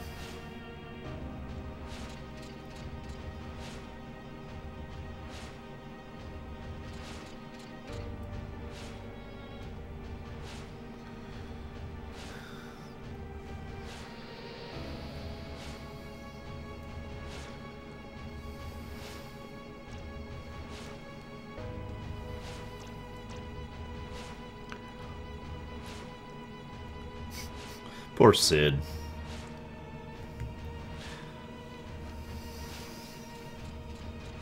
And then, because Aiko happened to go last, of course they probably were going to do something else, but nevertheless, if you'll notice, this is actually the third time they use this kind of a trap in order to kidnap someone.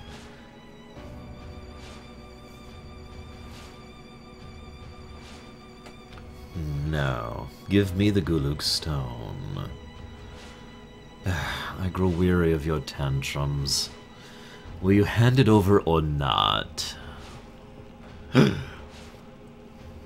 Oh dear, I wasn't expecting this. That's right, the ones inside are fake. But don't think you've won yet. And while they're distracted... And then they hit the poor frog. Poor Sid. And that's when he goes ahead and just grabs the stone.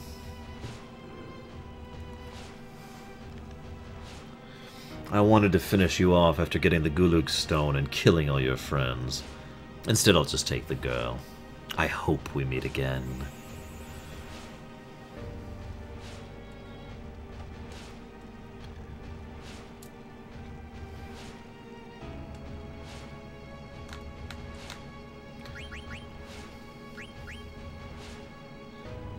Actually, given where I'm going, we'll just leave it like this. And yeah, the most evil plan in the FF series is probably Emperor Mateus. If I were to put a number on it.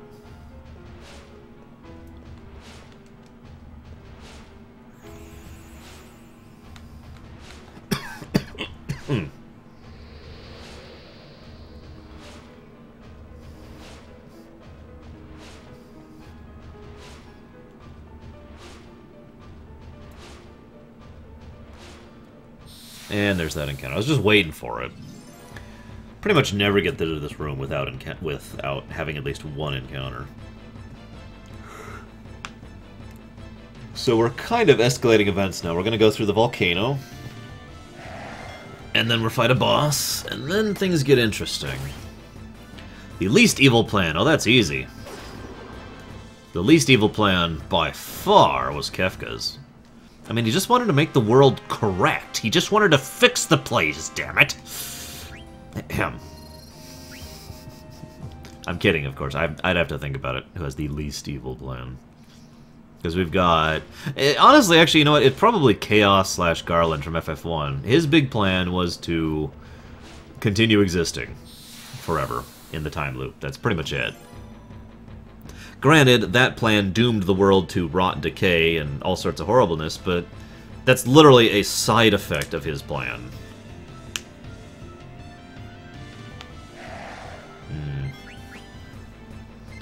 What the hell are you doing, IRC? Or should I say QuakeNet? Excuse me. Excuse me, goodness. Most childish villain? God, I don't know.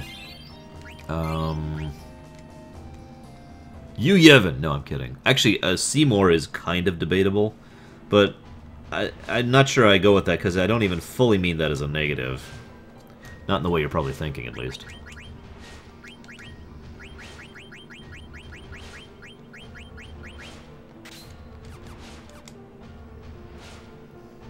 And of course, the Iron Curtain is already gone. God, I'm already calling it. The Hildegard 1 is already gone.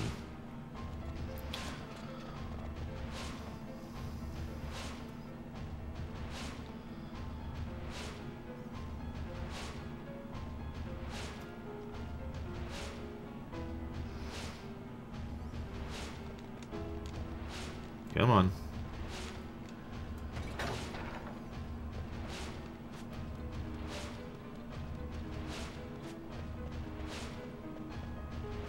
Right, I have to go this way. Because they wanted one last chance for you to get encounters in here.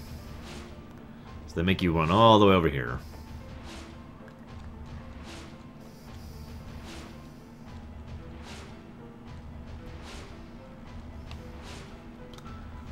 So this is the third, well actually the fourth, excuse me, of the 4 continent marquees.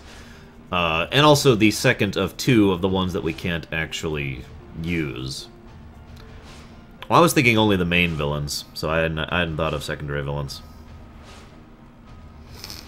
I like how the Blue Narcissus is actually faster than the Hildegard one, which makes sense, because the Hildegard one was not only a prototype, but wasn't actually built for speed, whereas the Blue Narcissus basically is exactly built for speed and long-term voyages, so yeah, it makes perfect sense to me that we actually catch up to him here.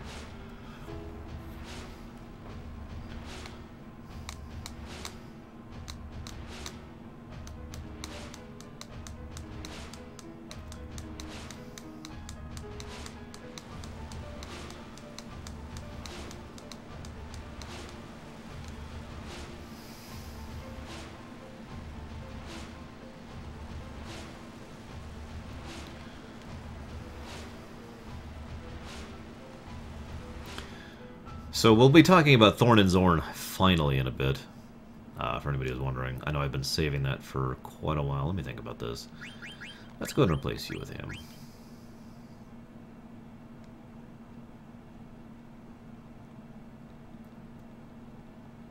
Come on.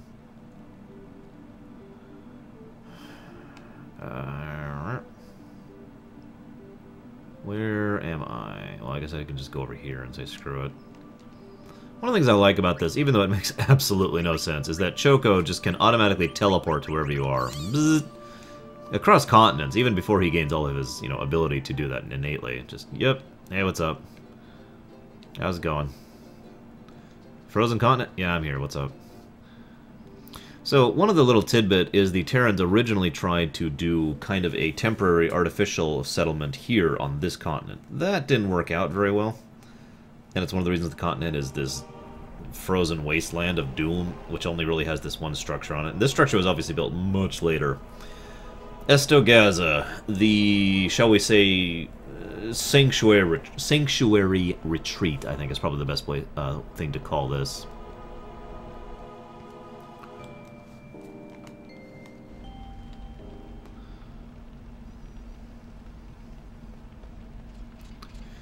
If you think about it, King's Falls Down, since her timeline is a stable time loop, she'll be doing it forever, by her reckoning.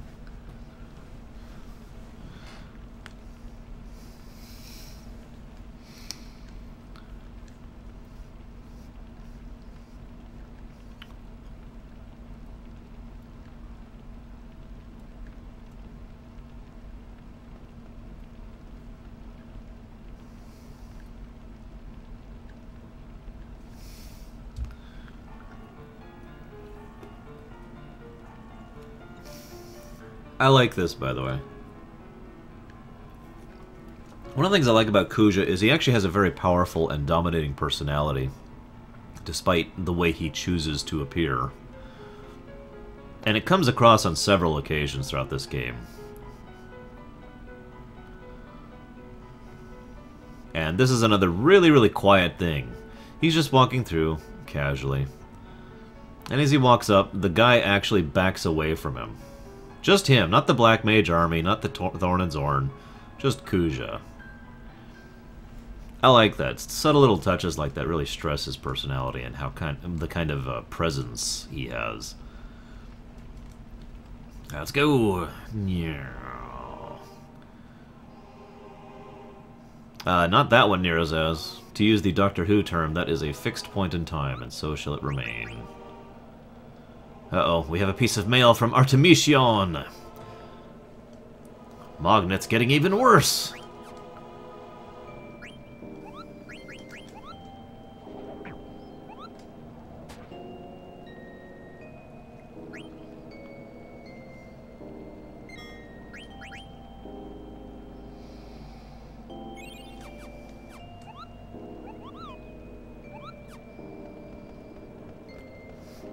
Nice view from up here, though.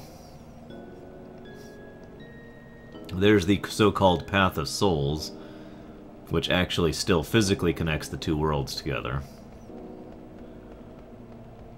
Although you have to activate it, obviously.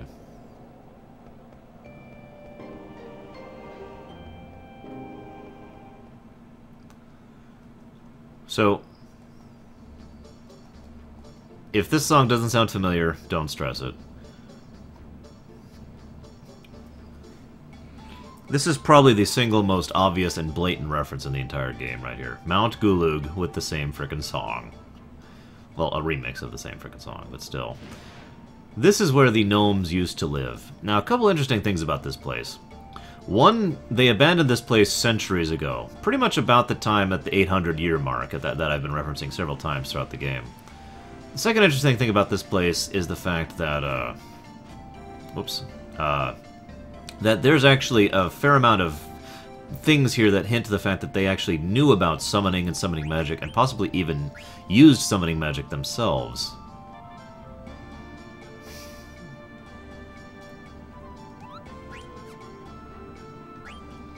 We're technically starting the Moogle chain here, I just don't plan to continue it. Habit, sorry. So this is one of the hints we find about the fact that these people probably also had some degree of summoning magic, and given the way that the dwarves talk at Conte Petit, and the way they... the similarities between a lot of their culture and a lot of their rituals to summoning, it's actually really likely that the dwarves either are related to, or descended from, or had some kind of influence from the gnomes, of Mount Gulug.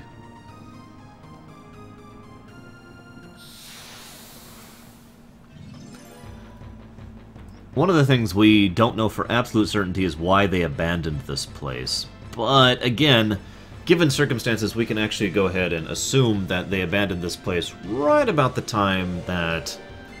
Are those steam bombs? Wow. Anyways, right about the time that... Actually, we'll go into water.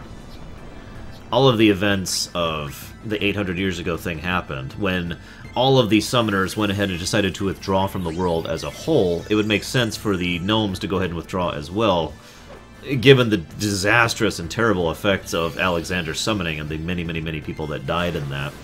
And if these people knew summoning magic as well, you can see where I'm going with that. Favorite voice actor for an FF character? I don't know. I actually like quite a few of them. But if I had to put a number on it, I'd probably go with either the guy who plays Cain, the guy who plays Golbez, the woman who plays Terra, the guy who does Kuja, the guy who does Kefka, or the guy who does Mateus. Some combination of them is my favorite. No, this is a remix of a song from Final Fantasy I for Gurgu Volcano. Or Mount Gurgu. Because, you know, the whole L to R thing from Japanese to English.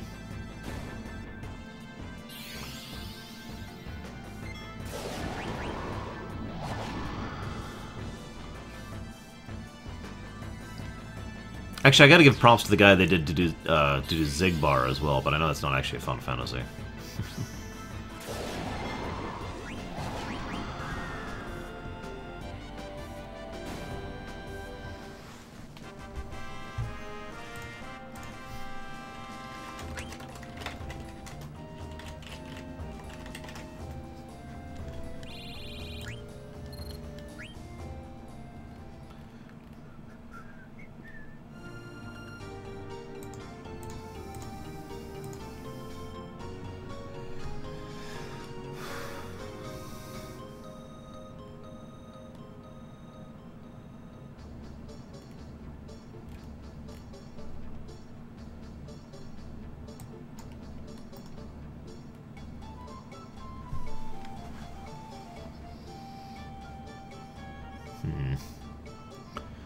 Both are just pretty good, too. See, the problem is there's actually quite a few really good ones.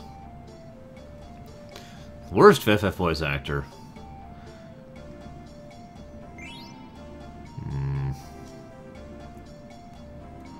Let me think. There's the guy who does Seymour.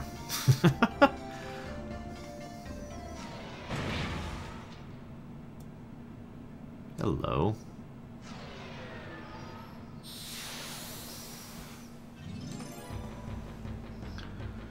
So there's actually only 3 encounters with these in the entire game, and you can actually learn a blue magic from them.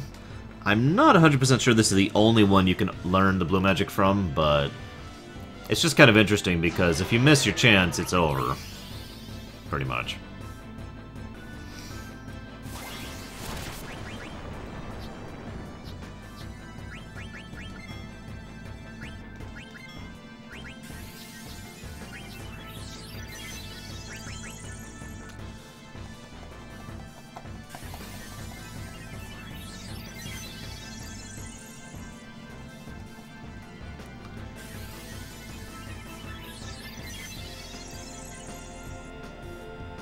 This is why I like Auto Potion, by the way. Just completely negate all the damage the enemies do. Yeah, I wouldn't actually call Seymour a genuinely bad voice actor. Not in the sense that I've heard some really bad voice actors in the past. There's worse than him.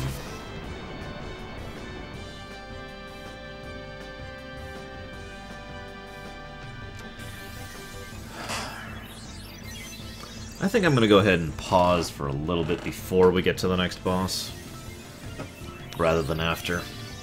Because A, I'm freezing, B, I really need to swatch out the laundry, and C, I really have to use the bathroom. I would do it in the middle of this battle, but because of how long this is taking, but we'll do it after this fight.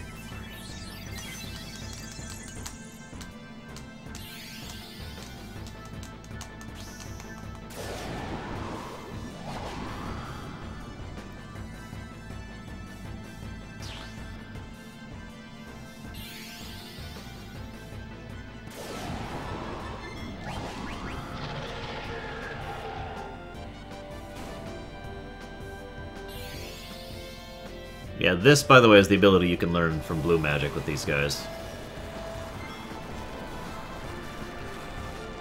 It's an AoE air attack, that's really it.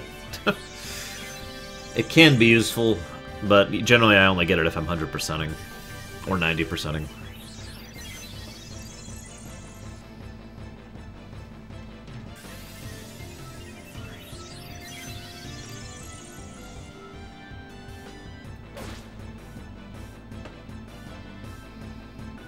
Ah, gotcha, Omni. I was wondering where you were. I hope you're enjoying, despite the ending.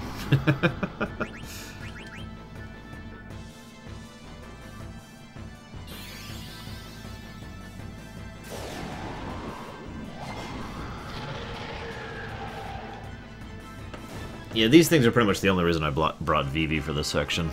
They're really weak to water.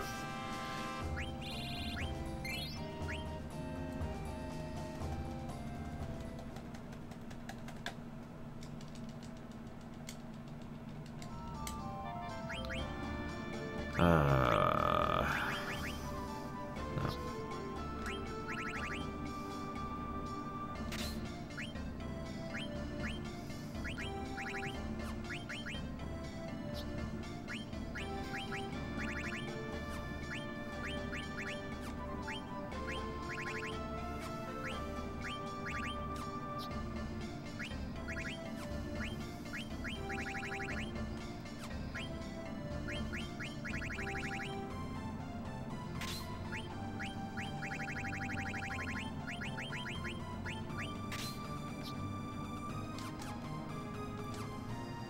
Okay.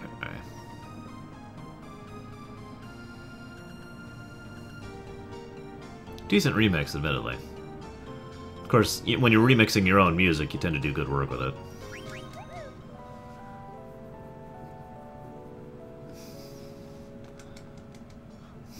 Okay, we're gonna take a really short break here. I'll be right back, guys.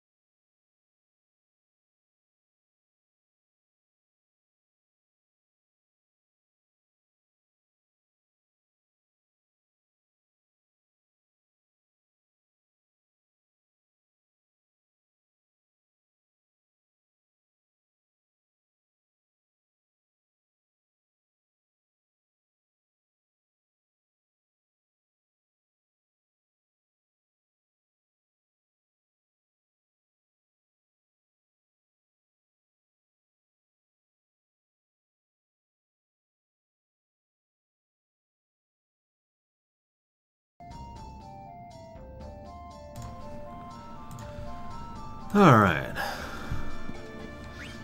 Make sure I saved.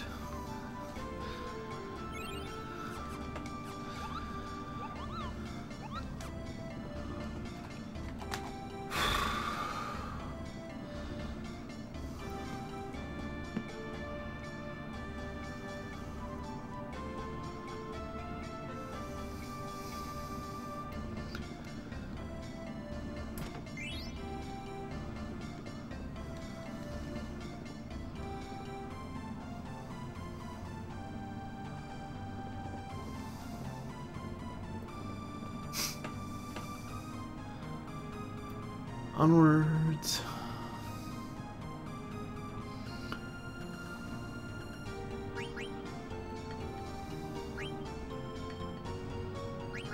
Damn it. Down. Down. There we go.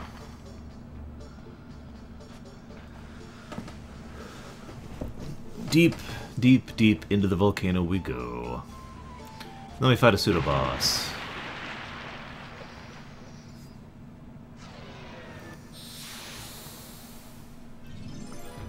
Hey Bowman, welcome back.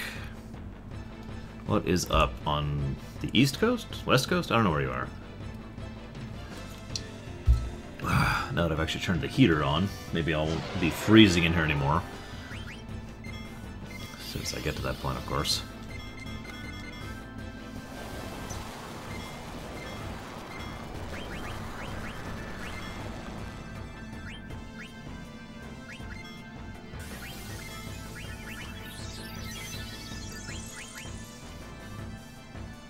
Okay. I'm sorry, Kay. I don't know what the hell's up with you, or it, or them, or whatever the actual problem is at the moment. But hopefully, it'll be fixed soon. Ugh. And Bowman, I don't know if it's freezing over there like it is at here right now, but damn. Yeah, by the way, I love the suddenness of the red dragon that's been, you know, trailing you this entire time, just coming out of nowhere, being like, hi!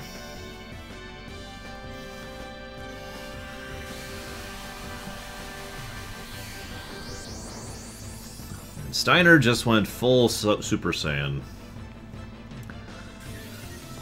Ugh.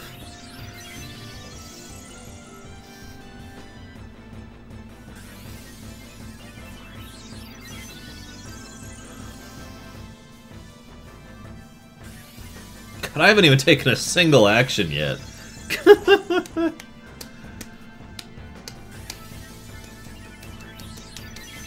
So I've decided to talk about Pokemon, guys. Pokemon is awesome. There, okay, we're done.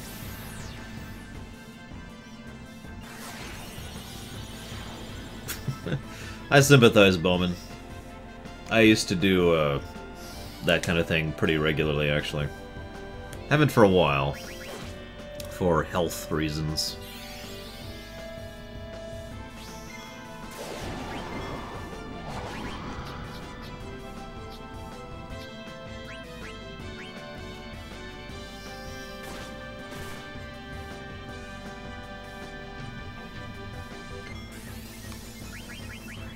So, fun fact, his sword magic doesn't actually do that much more damage when he's tranced, but his regular attacks do way more damage. Like, by quite an amount. Ugh.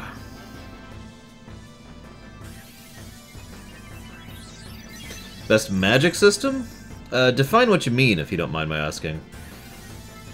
Because there's several ways to think of that. There's the best system by which you learn magic, or the one that has the best magic itself, or the best method by which you cast magic, you know, that kind of a thing. I actually used to prefer the cold back before my health started downturning, and nowadays the cold actually causes me health issues, like a lot. Like a lot. And so, I can't really enjoy the cold as much as I used to.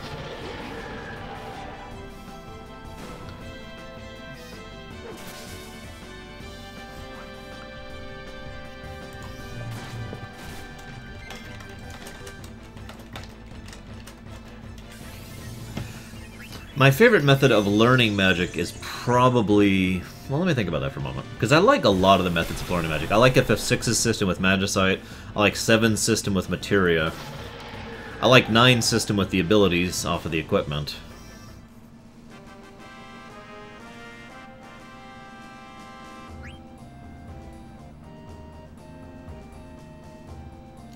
Of those 3, I'm going to go ahead and give it to 6, I think. Just barely edging out 7, just because I like the fact that you actually learn the magic from the Magicite, rather than you leveling up the Materia, and the Materia learns the new spells, and you just happen to have the Materia equipped. Oh, where are you moving to? I'm actually from California, so I'm curious, where are you moving to? See if I've actually heard of the place. Who just learned something? Was it you? Or was it you? Or was it you? Oh yeah, it was you. Yeah, okay. Let's go ahead and heal up for the boss fight, just in case.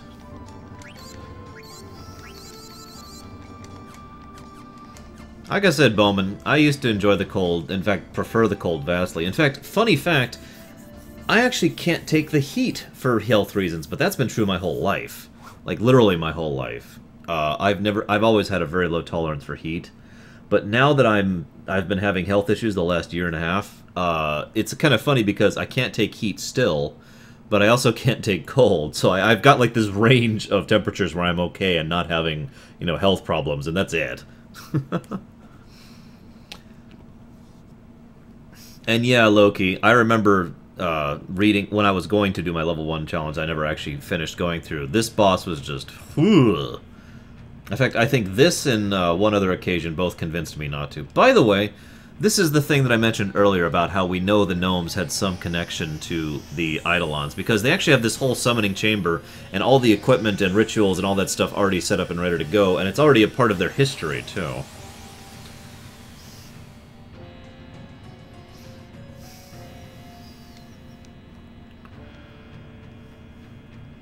But of course, they can't extract Eidolons from someone who has not matured yet, because that's not how Eidolons work.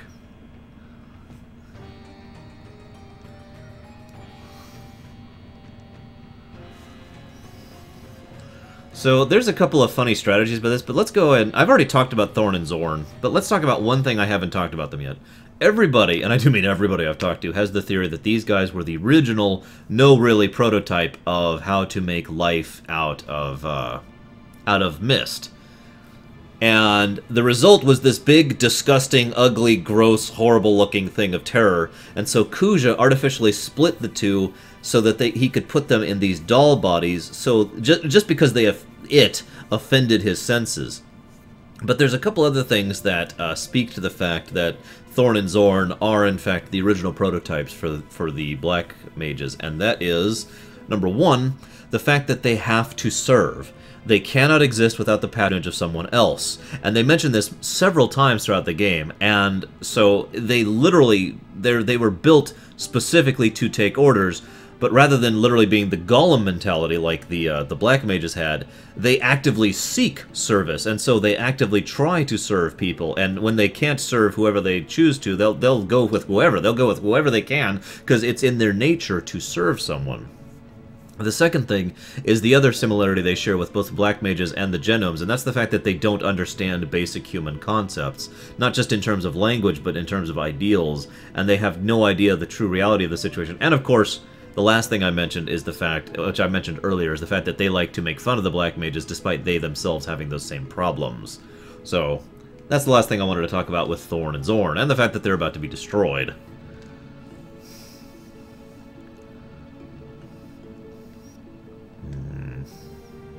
Will you two just shut up? I said shut up! I don't want to hear excuses. I sense power from within her. Continue the extraction. You two just don't get it. I need an Eidolon more powerful than Alexander. An Eidolon with the power to bury Garland. And that means...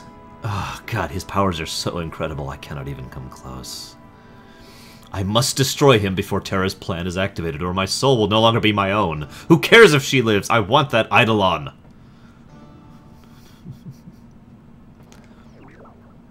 And that's when Mog pops out. This is the big reveal about Mog, too.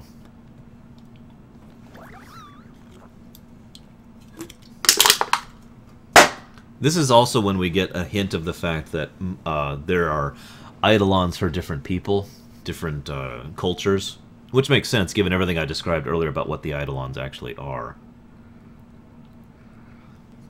You see, Meduin is the Moogle Eidolon, aka the one who has become existent throughout the common knowledge, memories, and stories of the Moogle as a culture. Moogles as a culture, excuse me.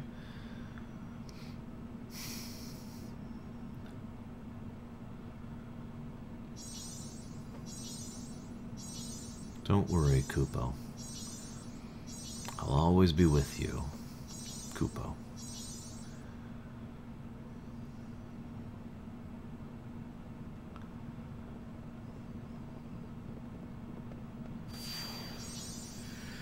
And being the Eidolon of all the Moogles, who are not only magically inclined to begin with, but as we actually mentioned earlier, are already connected to the Summoners culturally and societally speaking. Yeah, Meduin's pretty freaking strong. This is the one holy Eidolon we actually get, since we never actually get Alexander.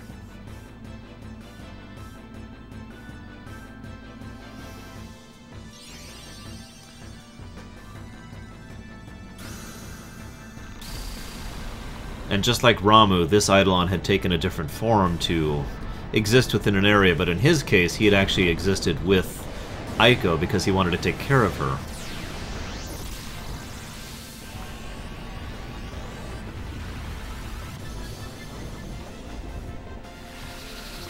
And that's how you do holy damage. And they are dead. I love their death animation. They just go, ugh, clunk.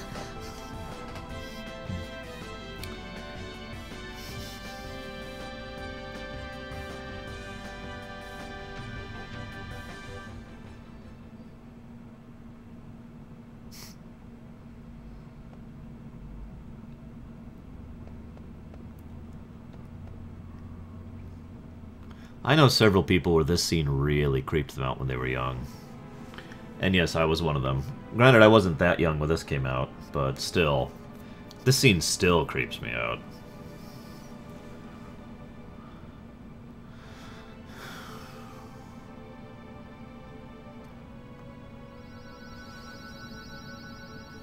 And there's Mog's ribbon.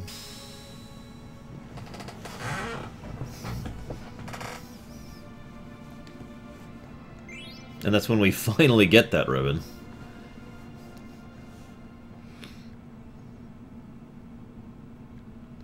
But this is when everything changes for Kuja. Because that Moogle went into a trance? So, an eruption of anger against one's surroundings induces a complete trance. It's not the will to live or the desire to protect another. That means I simply need a powerful soul, even if that soul isn't my own. No, wait. Yes, and it can be found there!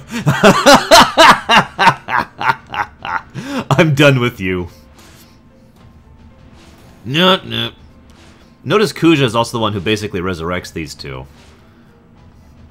And he's also the one who knew they weren't twins. So again, prototypes.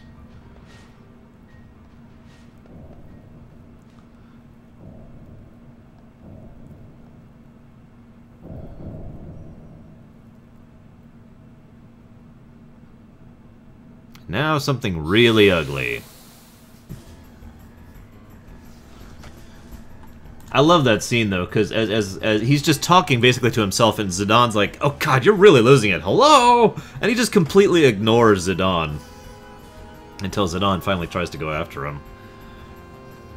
God, that thing is ugly. Behold the first creature of the mist. And there's viral smoke. Sigh. Let's go ahead and just... Actually, let's do this. No, we won't. Let's do this. And go ahead going, this going, this going. I'm not too worried about this boss given my levels, but I'm going to do one little strategy just to show it off. This is one of 2 times I do this in the entire game, actually.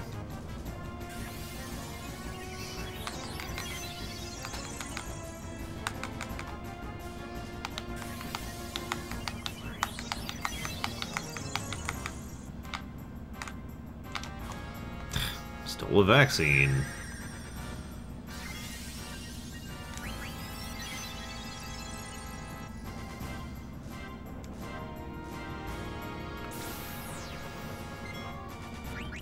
Okay.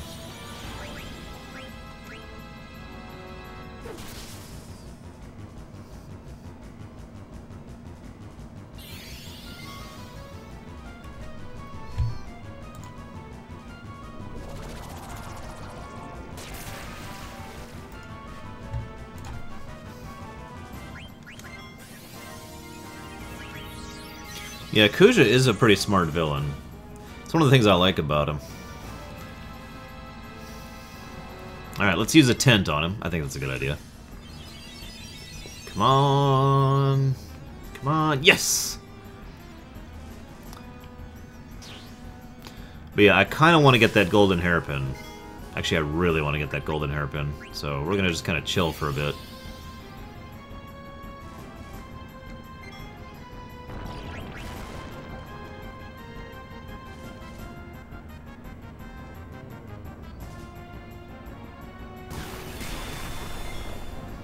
Admittedly, there's not a lot of flaws in this game, but man, the steal chance can really be irritating in this game. I know I've only tried twice, but I don't know if you guys remember the 5 minutes I spent trying to steal that one frickin' staff off of the worm boss.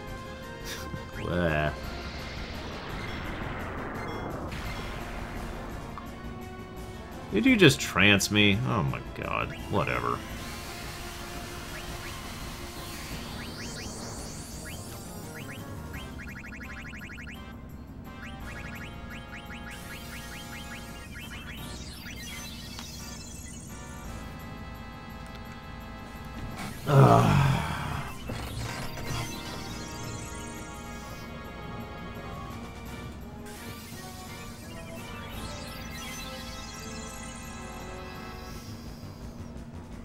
So one of the interesting things about FF9's story, its plot specifically, is that it never really stops escalating.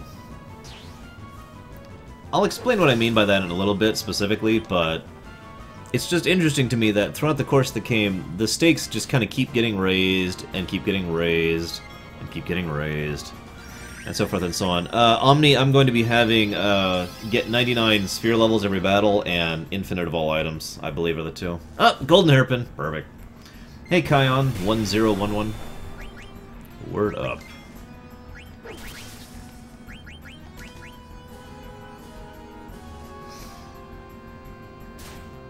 Wow, that actually hit me. I'm astonished.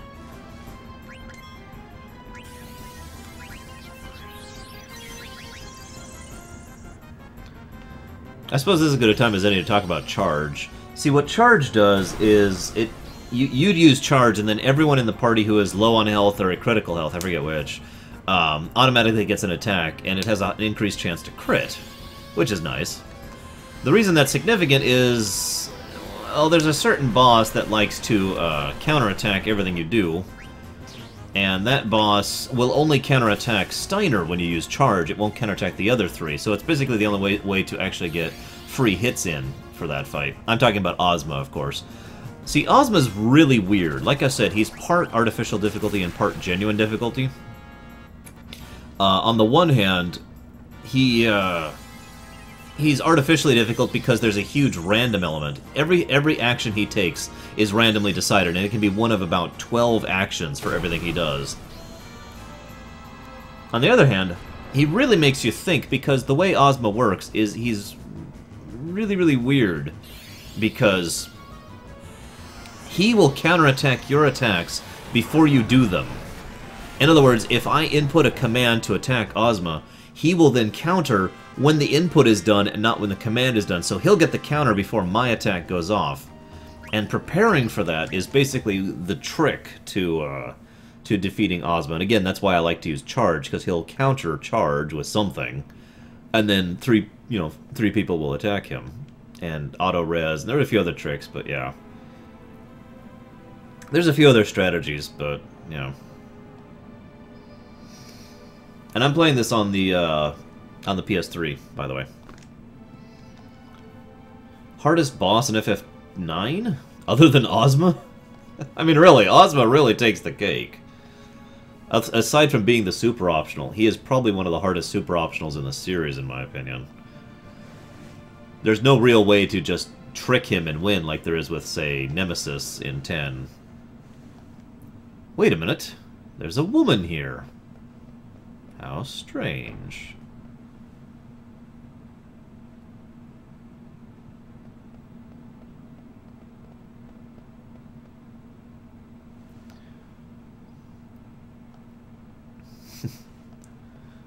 So, that is Hilda, Cid's wife.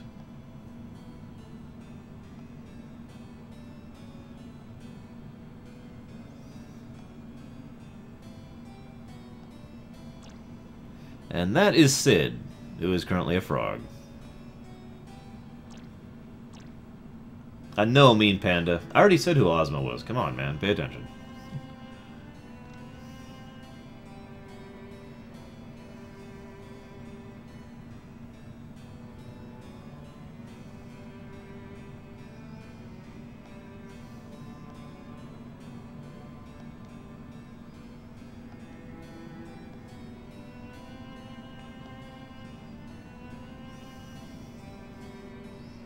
Ozma is a Eidolon whose story and memories have been forgotten, and because Eidolons aren't actually composed of those memories, but are nevertheless affected by them, because everyone forgot he existed, or she, or it, we don't actually know, Ozma lost coherence, but remained in power because, you know, Eidolons do have their own energy and power to their existence, regardless of the memories. It's just their forms and their identities change based off of those memories.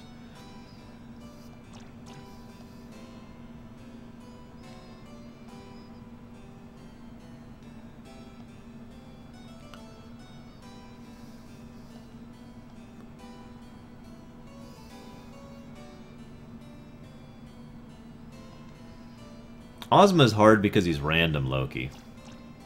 Again, like I said, it's kind of genuine difficulty, and it's kind of artificial difficulty.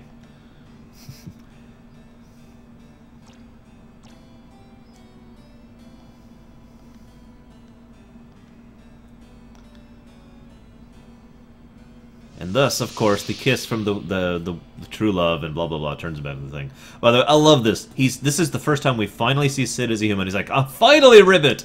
I'm a human again! Guac! I can concentrate on building the Hildegard 3!" Don't forget, at this point, he's been a frog and a oglop for several months. At least 2.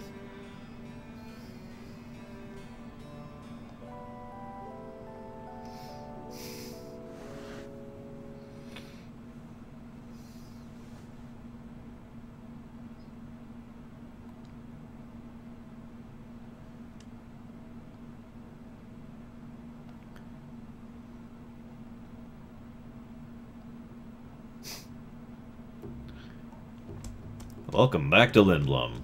Fun fact, Lindblum is actually the part of the game that we go to the most often for various story purposes and whatnot, ignoring any of them where you could just go back and forth yourself. Mean Panda, I paused to explain the full history of the Eidolons, the Terran principle, and what the crystals actually mean.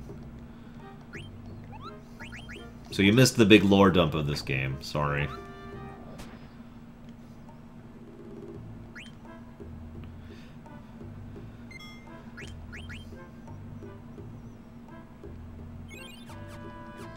Funny, every single one of these lore runs I've been doing for this marathon, there's usually one point at which I just put the controller down and start talking for like 10, 15, 30, 40 minutes about the big point of this. What's funny is I don't really feel like there's one I can talk about in 10. Other than, well, that thing, but it's not going to be nearly as long. No, Nero says FF2 has the most locations destroyed.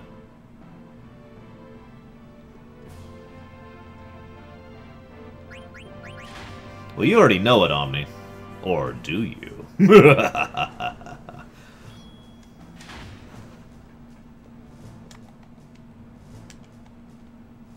Okay. So, coming up... Excuse me. Oh, coming up we have a section that was originally going to have a completely different outlook, I guess is the way I want to put that. Oops, wrong place.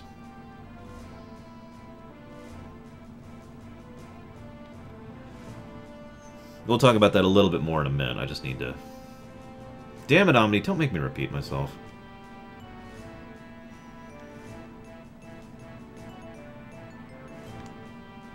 I like this. Who is that guy? It's Sid. Damn it, Omni, don't make me repeat myself. Alright, because there's no real way to summarize this. The crystal, each world has its own crystal, and each crystal is both formed from and forms the world that it is. It's a symbiotic relationship between the two. So, all the memories of the people in the world go into the crystal, and all the energy of the people in the world go into the crystal, but they go separately. They're two different things. The energy goes here, the memories go here, and they both get cycled back out separately into the rest of the world in a pseudo-life stream kind of a situation. Scratch.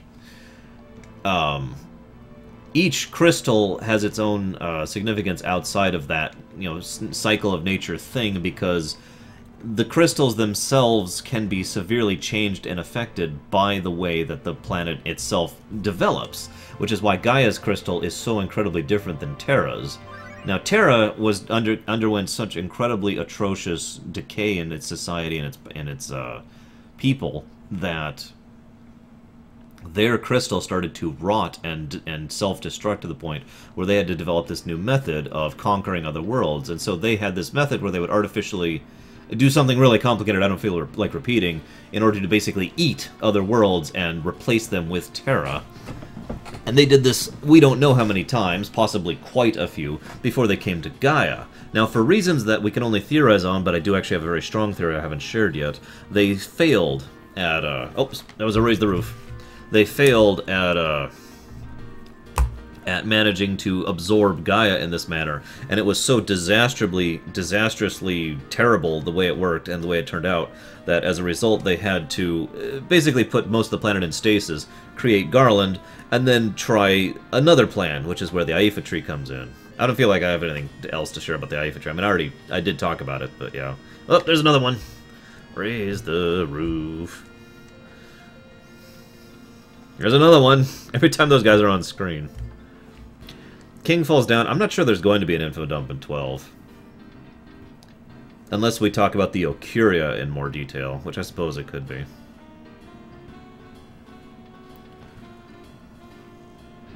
So this section of the game always struck me as a little bit weird.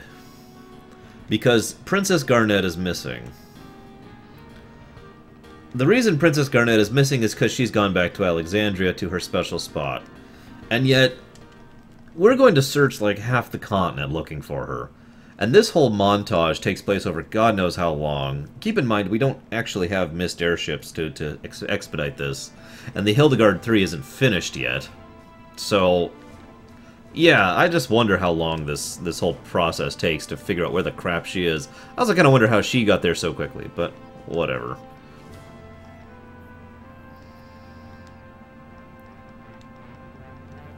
Oh, that's right. We're doing Ibsen's Castle first. Bleh.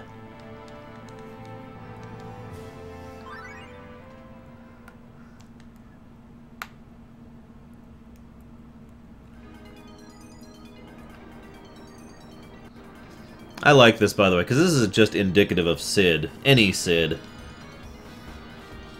Yes, now we can concentrate on building the ship. Judging by our experience with Hilda 2, we're almost finished with the engine. We're having trouble with the hull, though. Yes, I'm thinking about using the blue Narcissus for the body. How come? And this line right here. I realized the ship was well built when I rolled. There are other reasons, but we must hurry. I already have the completed blueprint in my head. Do as I tell you, and it'll be completed in no time. God. Who is the most boring and mundane protagonist in all the FF series? Not counting the ones that literally have no personality on purpose? Hope! No, I'm kidding. Mundane and boring. Honestly, I'm gonna have to go with Vaughn, even though it's from a game I love. He's not even someone I hate like most people seem to. I just find him disinteresting.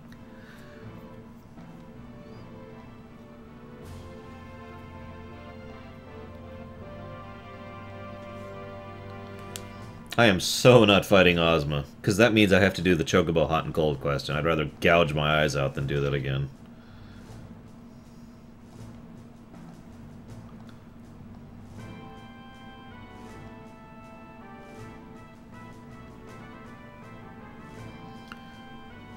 Awesome, Brigwin.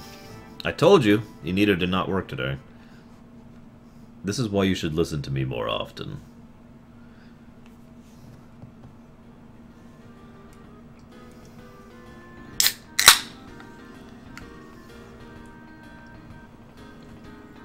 There's 2 more Raise the Roofs.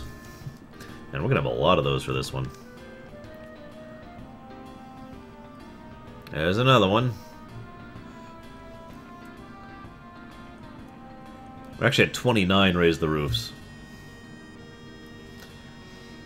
I don't plan on doing Magnet either, because, again, Chocobo Hot Cold.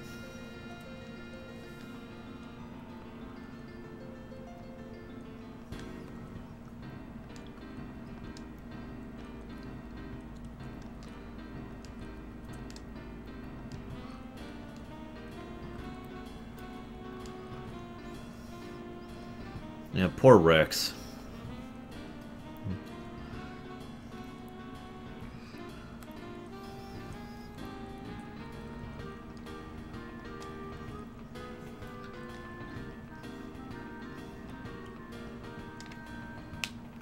So this is the first time we've seen Beatrix since the destruction of Alexandria by the Invincible. Oh, that's different, Omni. I hate that scene, not Vaughn. And like I said, if people donated for it, we will not mute that scene. But otherwise, we're muting the crap out of that scene.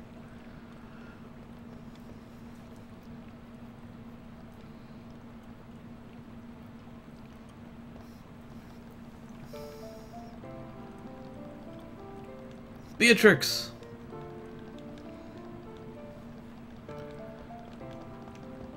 Who is dealing with the trauma and the circumstances in her own personal way. After all, she did fail to save her kingdom, and her queen, and her people, and her castle. And like 30 other things.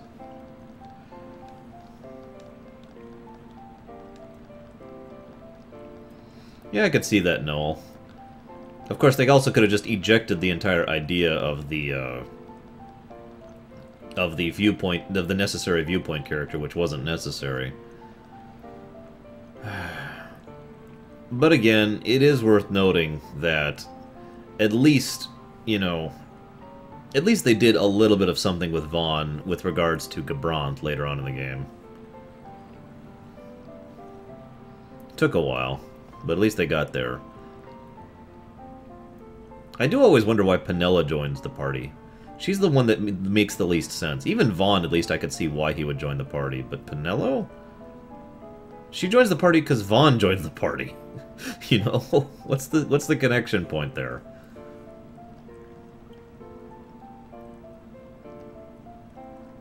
It's not much of a disguise, Bragwin.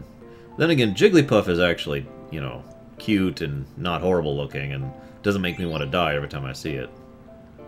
By the way, there's the Bahamut summon, the Garnet, of course.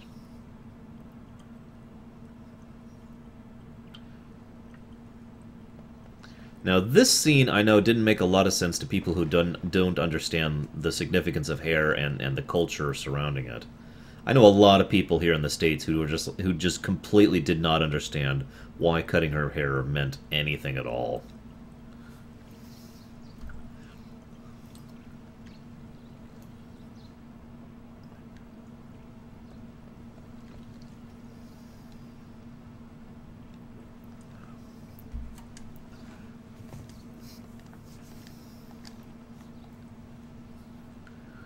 And yeah, I still think Larsa would have been a way better viewpoint character. Imagine if they had actually had Larsa join the party way back in Dalmasca, hiding, of course. And then we go through however much of the game until we get to Bujerba, and then it's all of a sudden, oh, by the way, Larsa is actually, one of the princes and heirs to the throne of Arcadia. I don't know, I just think Larsa would have actually fit the Vaughn spot a lot better, myself. Just my opinion. If they really had to have the younger viewpoint, attention child character, whatever the crap you want to call it, which we'll talk about more when we get to FF12, make it Larsa at least. He was a cool character. I liked him. And he had a brain, and he used it.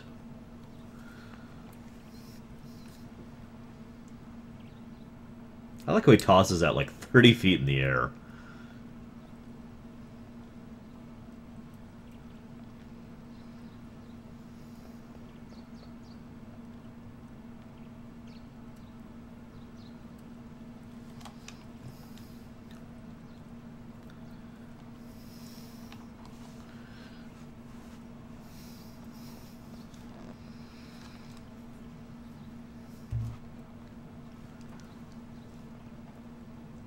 And speaking of lines most people didn't understand,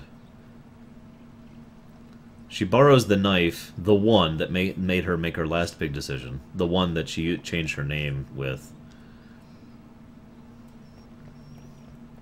And then she asks him to remember her the way she was. This is a really significant scene if you think about it.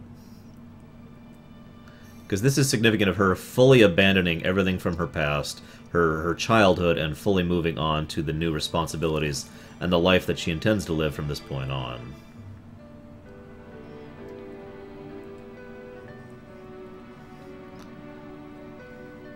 Meanwhile, someone somewhere gets a face full of hair. I also love how they're prioritizing fixing the giant freaking sword in the castle and not, the dozens upon dozens of houses and buildings that are destroyed in the city. Just whatever.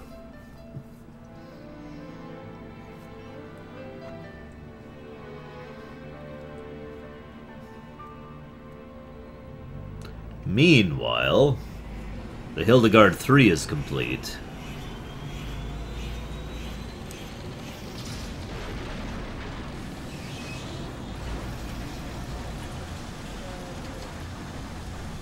Awesome!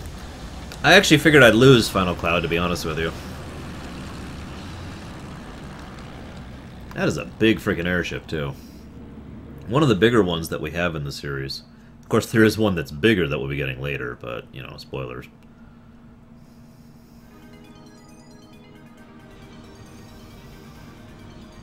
It is a symbol. Now fix the frickin' houses! I love this, by the way.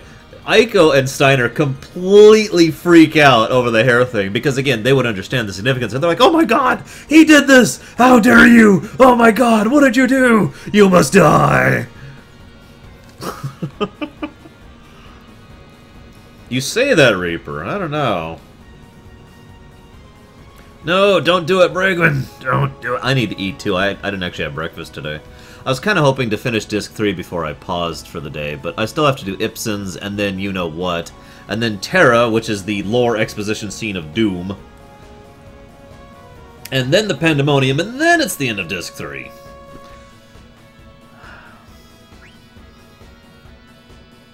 Alright, so, we're going to bring pretty much what's probably going to be my final party at this point. Actually, let me think about that. We'll bring you. Yes, this is the first time we've actually got an airship. As I mentioned several times, in most of the FFs, people tend to forget that in just about all of them, you generally don't get an airship until pretty far into the game. There's some exceptions to that, but not many. But this is it. The airship, it's awesome. Zoom, zoom, zoom, Adam West. Oh, sorry. By the way, it stopped raining. I just felt like pointing that out. So yeah, I really don't like doing Ibsen's castle. I mentioned earlier that a couple other places were some of my least favorite dungeons. I lied. Ibsen's castle is actually my least favorite dungeon. Bleh. No, I sympathize, Bragwin. I'd talk about it, but I don't want to sound like I'm trying to engender sympathy from my viewers.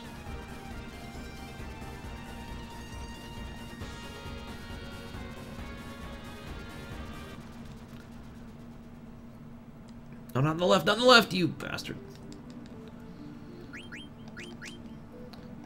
Alright. Well, I kept my weakest weapons, just for this, actually. Screw you, Ibsen. Hate this frickin' place. No, I'm not gonna fight Hades. I don't even remember how to. I really don't. I'd have to look it up. I usually don't fight Hades in most playthroughs.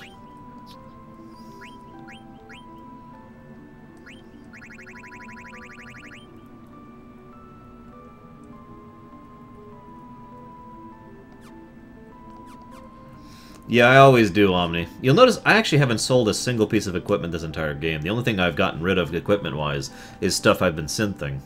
I'm pretty sure the basic stuff doesn't turn into anything. Okay. Let's make sure we're set up for this place. What are they doing here? Heat, that's right. They do the thing that makes me want body temp. It's either heat or freeze, but either way, body temp gets rid of both. You don't have body temp. Oh, yeah, you do. It's right there. It's just...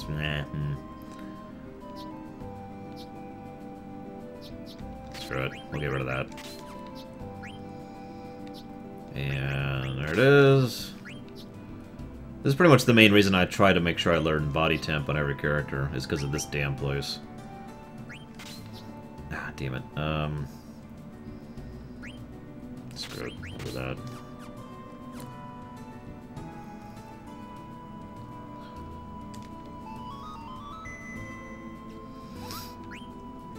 I haven't actually heard that, Absol. And if it makes you feel any better, Topaz, there's a game, I'm the only person in the universe who I enjoy it, and that would be Final Fantasy Mystic Quest. Yes, really, I genuinely like that game. Make fun if you wish. So, this place is the first time... This is kind of cool, because this is something that it would have been so easy to do. So often in an RPG, you'll get someone who's, you know, obstinate or has other motives or, for whatever reason, is only joining the party for a very specific reason. And then a lot of RPGs just kind of leave them in the party and forget about the fact that they shouldn't actually be a part of the party. You know what I mean? Oh, a very large amount of JRPGs have that problem in general. And a few Western RPGs, too, for that matter. So I really liked this sequence because this is when they actually remember the fact that Amaranth was only in the party because he was trying to prove something and get his revenge, or rather get that payback with Zidane. And so this is probably the first time when he finally goes ahead and he admits, okay, this is stupid. I'm going to go ahead and prove you're wrong, here and now. And then I'm going to finally be done with this crap.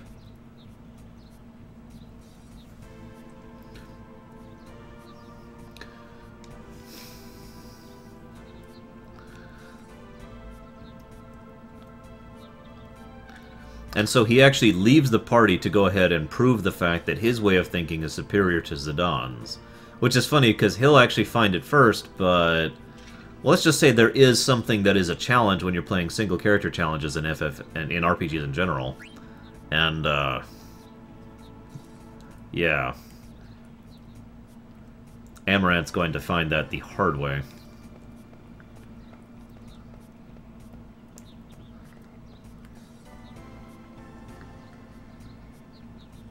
Not really, Omni.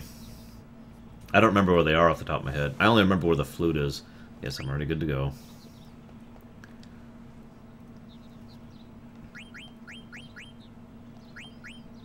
She's hunting Ifrit. Hang on.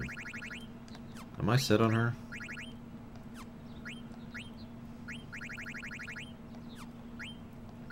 Yeah, and I've got all the really weak equipment. Sigh. So, of course, the obvious thing here is that this is a castle which is upside down and right side up. And I hate the music here. I told you guys there was one last place I don't like the music in it. This place actually hurts my ears. That's why I don't like it. I don't even know if it's a good song or not, because it genuinely hurts my ears to listen to it. But I gotta say, the design of this place, stylistically, and the art style of this place is really, really, really good. So, definite props to that. So, again, this is kind of the Magnet Central quest being advanced here. I don't really need to save. Oh, right. This one, then. No? Damn it.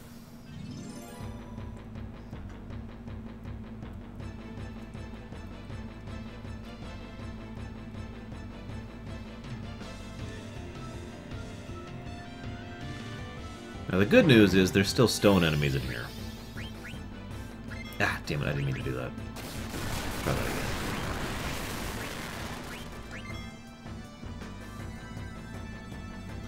But yeah, this music just hurts my ears. If you guys want me to mute it, I can. I don't mind.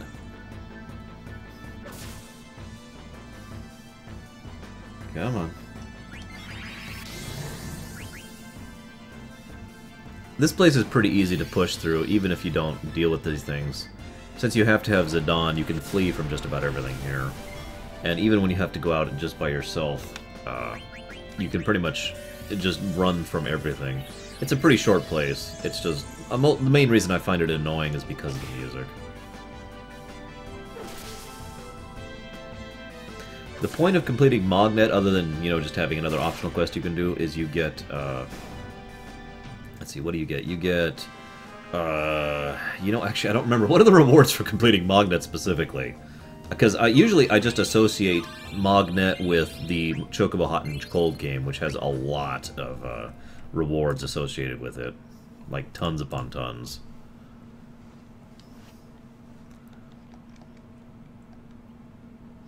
So, I don't actually know what you get specifically just from Magnet off the top of my head.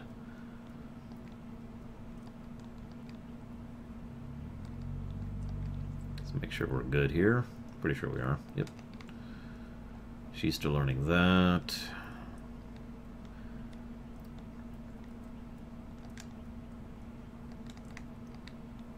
And...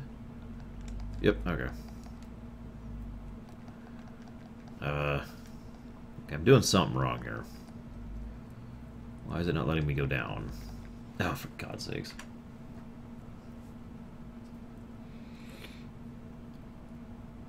Well, I do too, Reaper. I'll talk about that in a minute when I can show it off. But yeah, it's another... this game has so many examples of character and story integration. It's really nice, all things considered. Now, these enemies are annoying, and I don't actually have a lot of reason to fight them, so we're just going to flee from everything. Get this place over with.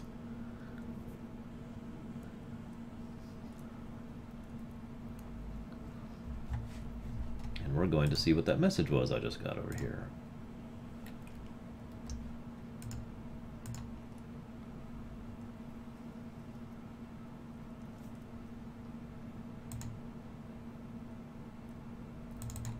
Come on. Okay, I have a message from Brigwin. Let me down. What the crap? Okay, what am I doing wrong here? The trapdoors aren't working. And the pole isn't working. I'm just getting more and more encounters that I don't actually want.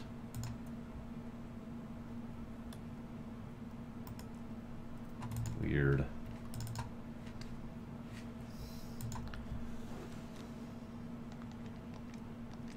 By the way, flee is free, no mana cost.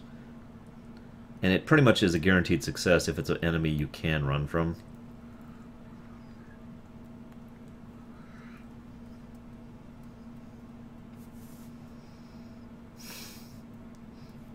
And yeah, what Samurai says is correct. Umatsu really tried to weave the Melodies of Life theme into, like, every single section of this game. Oh my god.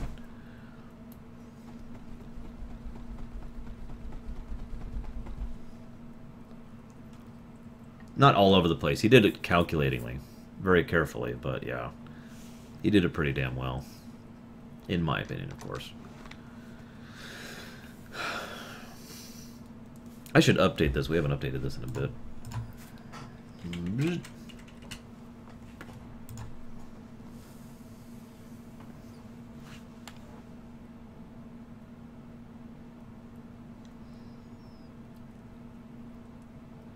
Hey, Cupcake. You're just in time to see Ibsen's castle piss me off. Okay, I'm doing something wrong. I don't know what the hell I'm doing. Apparently. What the crap.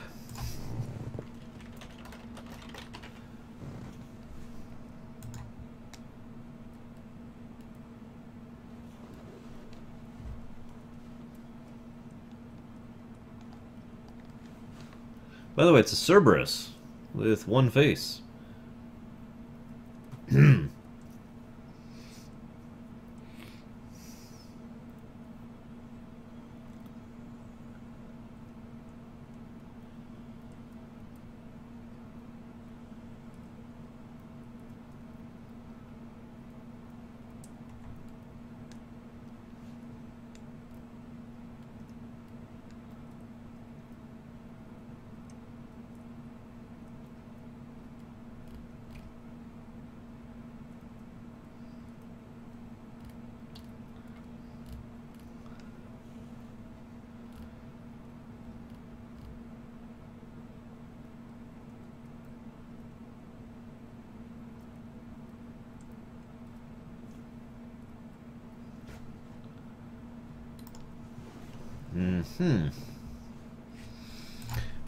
Okay. One last try. There it is. God, it was... Like I said, game was just trolling me. Whee! Yeah, I just like that it lets you go up there. I just wanted to show that off. Okay, now I go this way, this way. I don't want any of the treasure in here. I'm not getting the aroma, for anybody who's wondering. For anybody who has no idea what I'm talking about, you can get an item in here that teaches Garnet Odin's sword, which enables him to use his actual non-instant death attack and just do damage. Which is actually pretty damn useful, but not as useful as it otherwise could be, and not useful enough for me to actually bother. I'll just go ahead and kill this guy, screw it.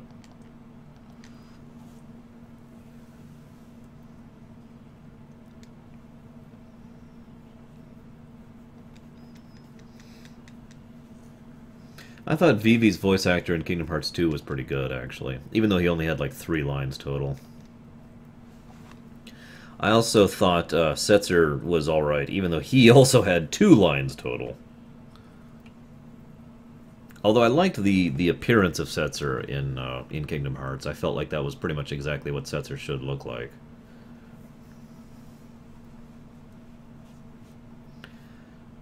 Yeah, sorry, Omni.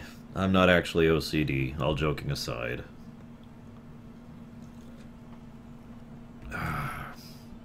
Except for more materia! Yeah.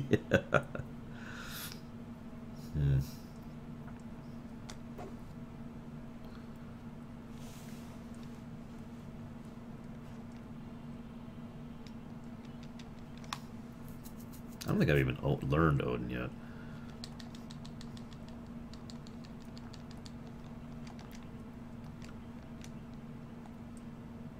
Yeah, we'll go ahead and learn Bahamut, finally. I need to show off some more of these summons. I always try to show off the summons on each of these streams. So, let's show off, shall we? Absol, that is actually correct. In fact, Setzer was the very first character Nomura got to design completely by himself. He'd actually done quite a bit of character design before that, but Setzer was his first, just his own project. That's one of the reasons he fought so hard to get Setzer into Kingdom Hearts. It's also one of the reasons why they let him put it into Kingdom Hearts. Although that's kind of silly when you think about it, but whatever. Where am I going? This way? I think. I don't know what you're talking about. It's Bahamut. Say it right, King's Falls. Oh my god, he beat me.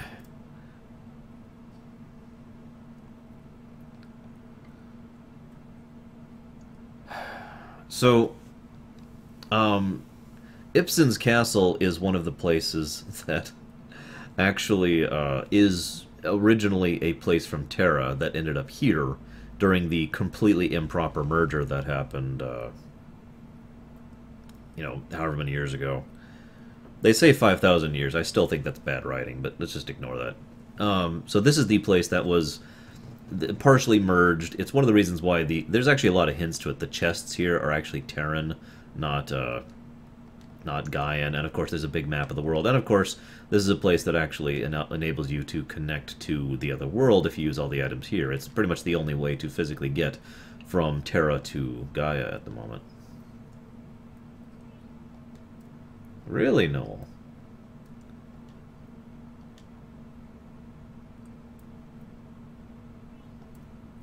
Interesting.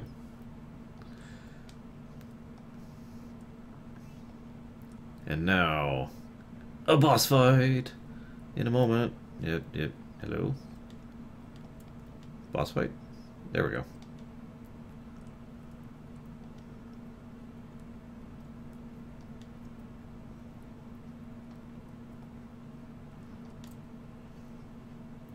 There's a trick to this guy, and I don't remember it. I just remember you can destroy this guy really easily.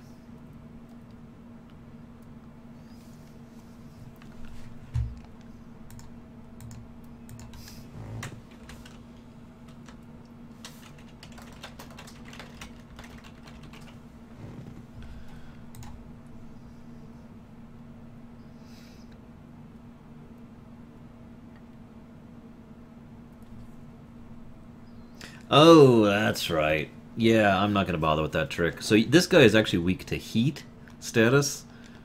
Heat means while you're doing that, anything you do, you instantly die. So you can basically just instantly kill this guy. Excuse me. Yeah, I don't care about that.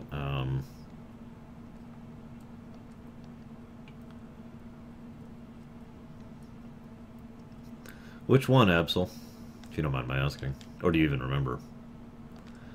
Alright, let's go show off Bahamut.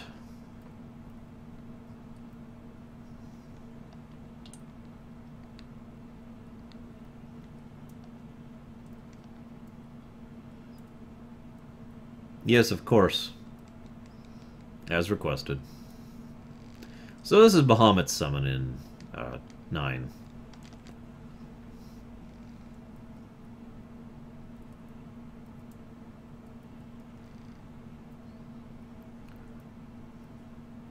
I gotta admit, I think Bahamut looks cool in 9, I'm sorry. Probably one of my favorite Bahamuts.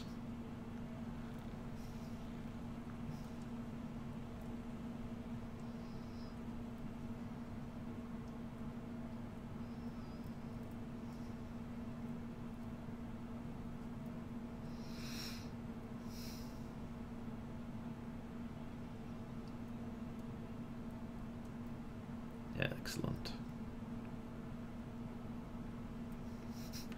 So yeah, now he's fully healed, but that's okay, because he's also blind and silenced.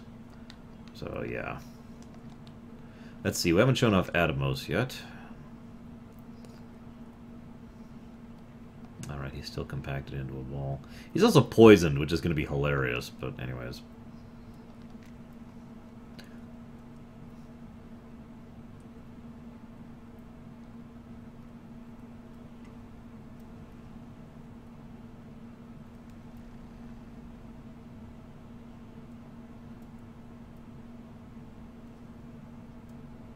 Ah, I bet I know what you're talking about, Absol. You're talking about the Lich, if I'm not mistaken. Which is also one of those blatant references to FF1. There's a few in this one. Ah, about time. Alright, now we'll show off Ifrit.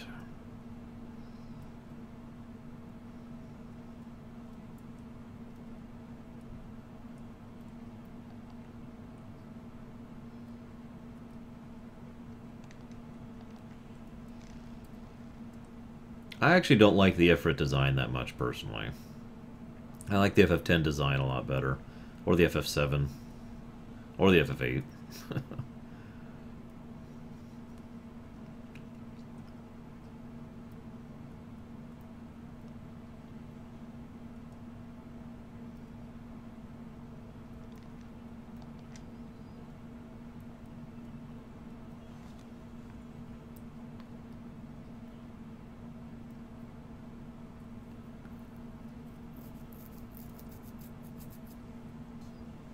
And now for Shiva.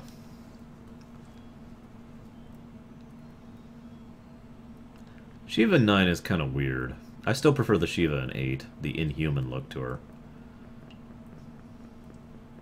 But her attack is really cool in 9.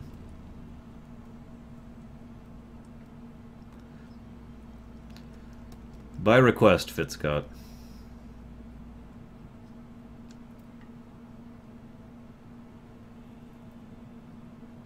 Okay, I should probably stop doing that.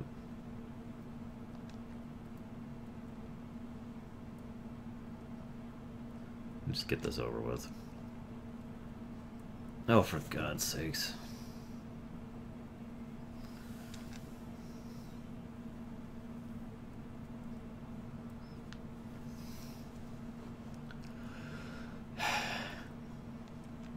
Well, we've shown off all these, haven't we? Yeah, we'll show off Leviathan to anybody who didn't see it last time. Why not?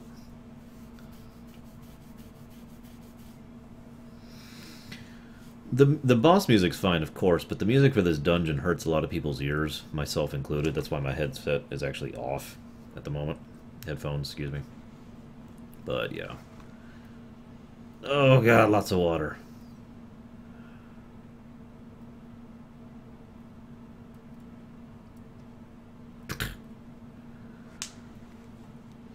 Come on, uncompact so I can kill you.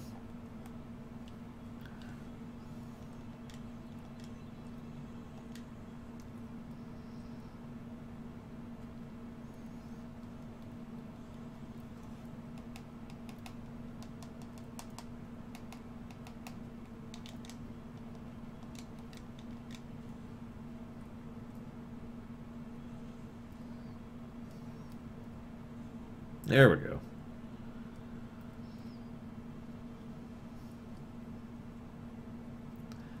Of course, you probably missed my giant lore dump, didn't you, Fitzcott?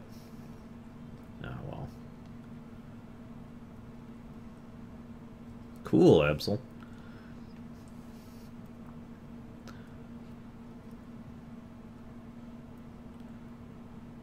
And it's gone. Yay! Let's get the crap out of this place.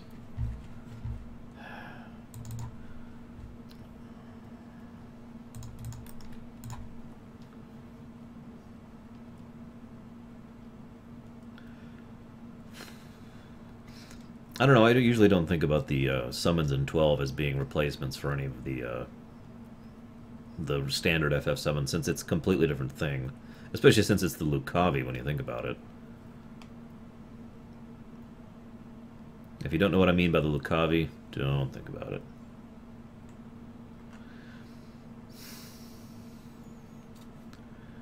Fitzcott, I mean the moment when I talked about the crystals, the eidolons, the nature of the world, Garland's plot, the Terran plot, that kind of a thing.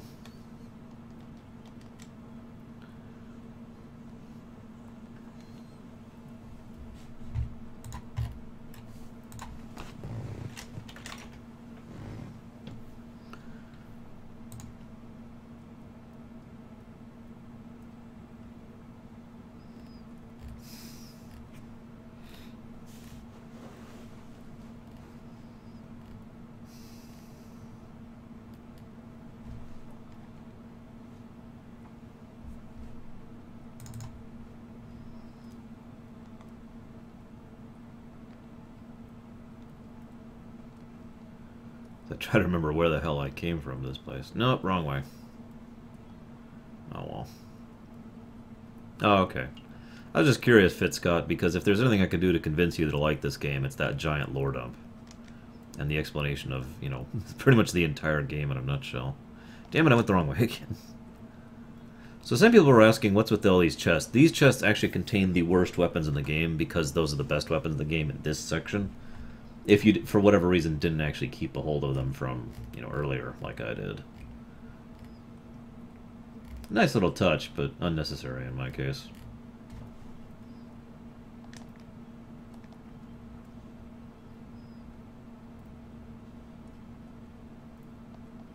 Interesting, Absol.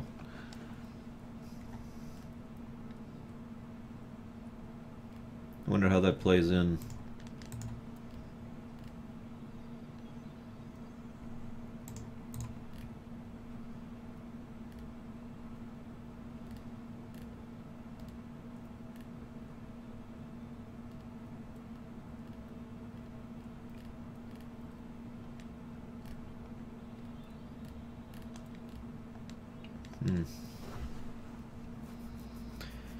Samurai, it was, I don't know, probably about an hour ago at this point, maybe a little bit closer. If you're watching the thing right before I hit Oilvert is when the lore dump was.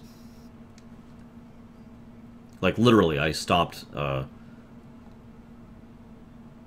Zidane, what are you doing? Anyways, I stopped, playing to go ahead and lore dump right about at that point in time. Okay, I'm going the wrong way, and I'm not sure where to go.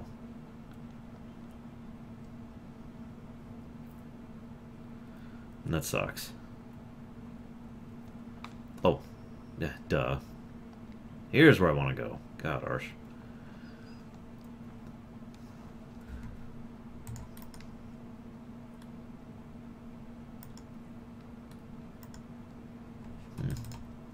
Yeah. Damn it.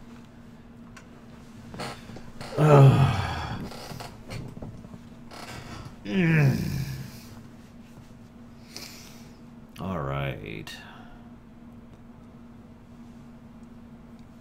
Yeah, that's the bit, Fitzcott.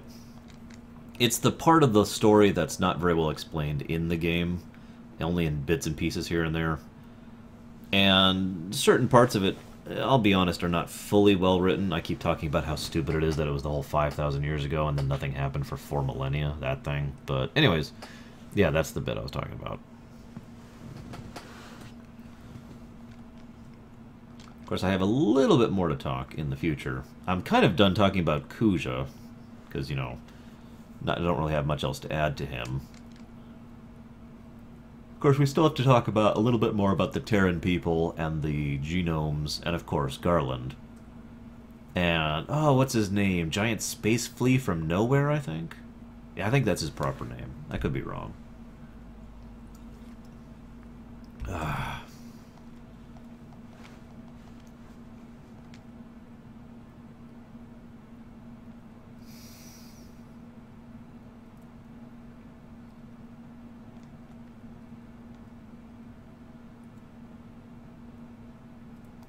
Fortunately, even though you have to do Ibsen's Castle twice, the second time through you don't have to go very far in, and it's pretty easy to figure out exactly where you are.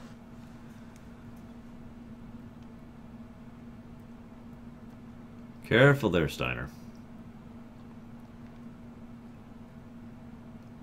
I haven't talked about the Guardians yet, because we're not there yet.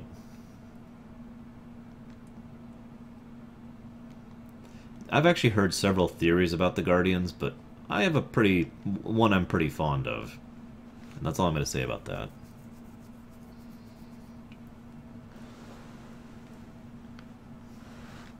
I will share one of the theories I've heard about the Guardians, and that's that they're Eidolons from the other world, from Terra, but I disagree with that completely. What do you mean, Krenzer? My equipment is great! Other than the fact that I have the worst weapons in the game on, but, you know, I'm in Ipsum's Castle. What do you want from me?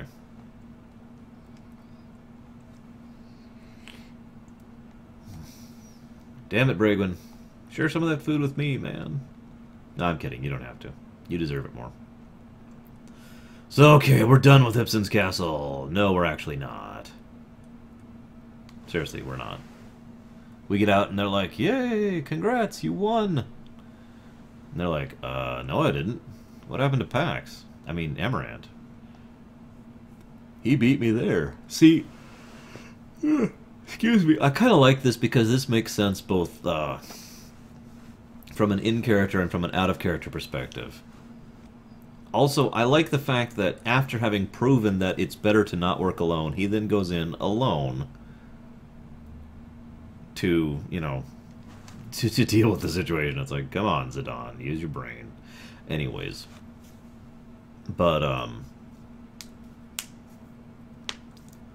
there we go. And I want this one, I think. Oh, no, never mind. Oh, whatever. Yeah, gotta find that pixel. There we go. I like this because anybody who's done a single character challenge knows just how difficult it is. In some ways you wouldn't normally think of because you don't have someone else to recover with. Because you're going to be taking all the damage, and if something goes bad, you know, if you get status affected or whatever, it's over. No one's there to save you. And that's exactly what happened in this case. Amaranth was incapable of taking care of himself because he fell into a trap, and no one else was there to actually, you know, make him live through the circumstance. And so Zidane ending up saving him is what ends up making this work out. And it's kind of what ends up making Amaranth's mindset change a little bit.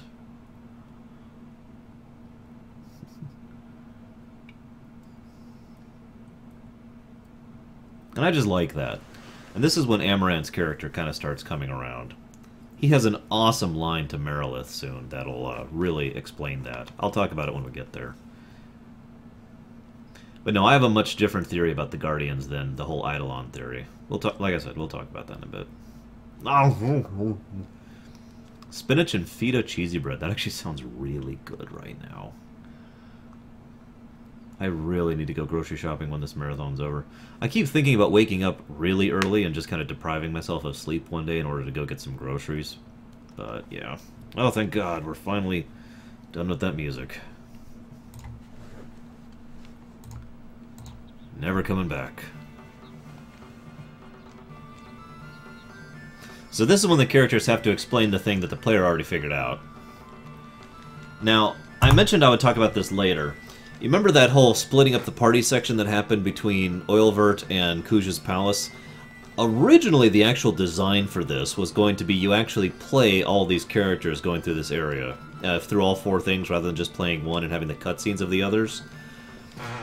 But let's just say that they decided that that wasn't actually going to work out because it would be, and this is true, it would be quite a pain to set up those bosses to be the kind of enemies that could be defeated by two characters.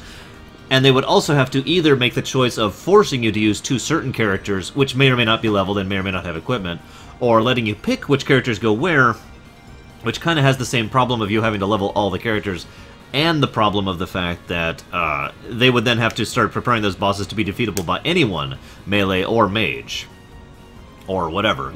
You get it? So they decided that for general sake of design and the fact that this would be a nightmare to go ahead and set up, to just have you play one of these sequences with one of your characters who's guaranteed to be your strongest, Zidane, and go ahead and have the others be cutscenes.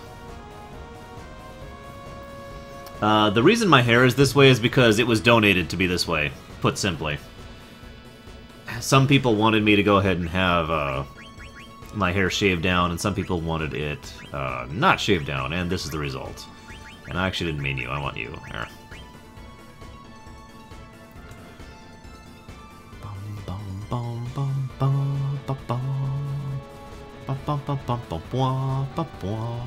Okay, so this is the point at which you can just kind of go do whatever. Whoops, I didn't mean to hit that button. You can just go do whatever. Lots of optional stuff. This is a great time to do Chocobo Hot and Cold. It's all good, King. As long as you save them for the marathon. And by the marathon, I mean the FF12 portion of the marathon. And stop asking me before we get there. But yeah, fun fact, people have actually donated for me to go ahead and fix my hair. The only reason it hasn't yet is I'm waiting for my sister to actually have time to do so. Hey look, it's where Clara used to be. By the way, for some people who wonder why there were so few survivors of Clara, that's why. Yeah. Oh, by the way, it is pretty much confirmed, thanks to the Ultimatum, that Clara was actually an off-growth of shoots, or roots, or whatever I want to call it, from the Aifa tree.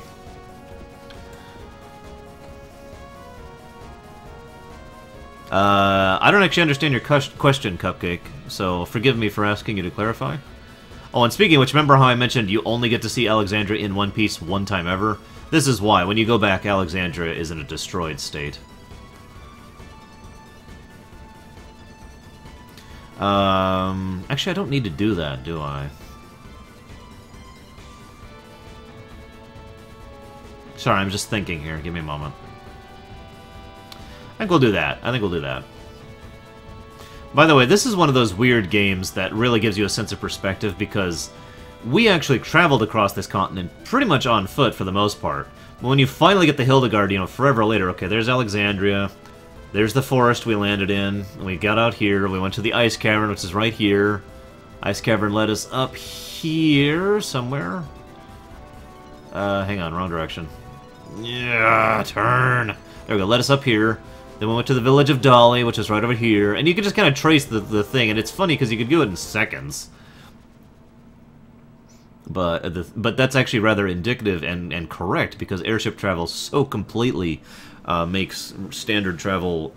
It makes it so much quicker and so much easier and so much more convenient than traveling on foot, and it kind of emphasizes how long of a trek that was at the beginning of the game.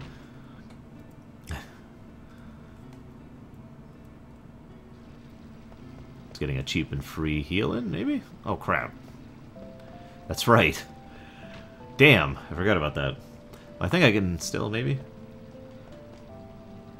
Yep, okay. Yeah, I was gonna say, I'm pretty sure I can still save. By save, I mean heal. Cheap and easy heal. Probably this is the inn I tend to use, because I usually find this to be the quickest and easiest one to reach. Especially when I don't actually need to restock my inventory. We could buy tons of wrists now and make gold, but we're kind of good on gil at the moment. So, not really necessary.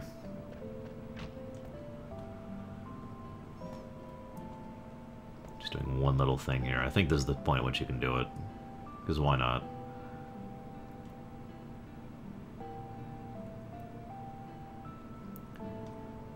Oh yeah, sorry. This isn't actually the point where you can finally get the item in there, but it is a point in which you can find out that they have basically been driven out of business and are no longer making, you know, weapons of mass destruction, and are now, you know, trying to figure out another way to make money, which is kind of hilarious when you think about it, since farming certainly was working for them, but whatever. Oh, in my viewpoint, Vivi is, in fact, alive, yes. I do think that Vivi was not originally alive, but I think that over time he grew to the point where I could call him without hesitance actually, you know, alive. Let me think. Water first? Or is it air? God, I don't actually remember. Maybe it's air. It's kind of like what I think about the Doctor over in, But this is Earth, isn't it? Is this air or is this Earth? And it's kind of what I think about the Doctor in, Voyager. Wah! That's an easy one, Fat Squeak. FF9. Although, it depends. Define the word love for me, and then I will answer your question. Because there's several different forms of love, after all. But either way, it's definitely, at the very best, a tie between FF9 and FF6. Okay, I don't remember where I'm going. We'll just talk to the sailor. Oh, it's water first. Thank you. Just say... So I think Earth is last, because that's when I actually play. Let me double check.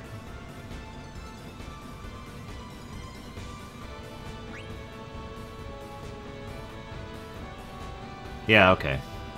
It is water first. You are, of course, correct. I like, by the way, how Erin is our pilot. She was the one who we saw back during the card tournament back in Trino. One of the things FF9 does very well is keeps track of its NPCs and, you know, keeps them relevant. Oh,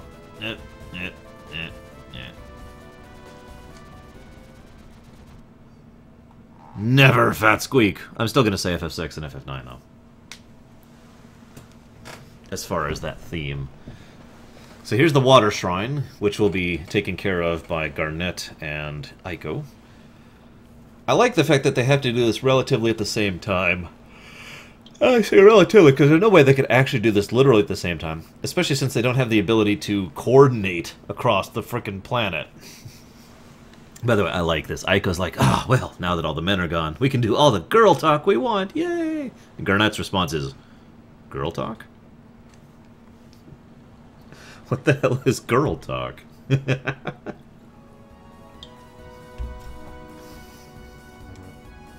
Yeah, fine.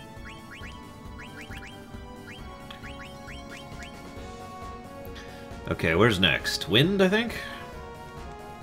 Or is it... It's not even gonna tell me. Whatever, I'll figure it out. Because Earth is right there, Wind is like way over here. It's wind or fire. Yeah, I know, Samurai. Like I said, originally this was going to be playable and they decided screw that. I don't really blame them.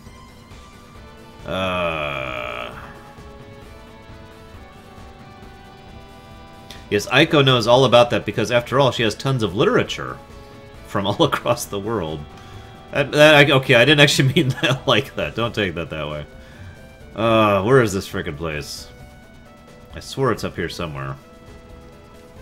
Screw it. Of course I am, Kings Falls Down. 12 has a very rich setting, and I'd be remiss not to talk about it. Okay, fire next. My bad. Thought it was wind.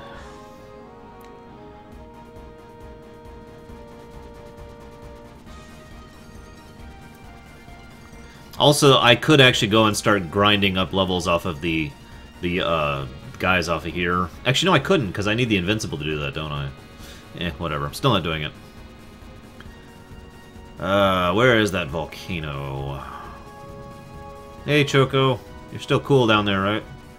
Yeah, just making sure.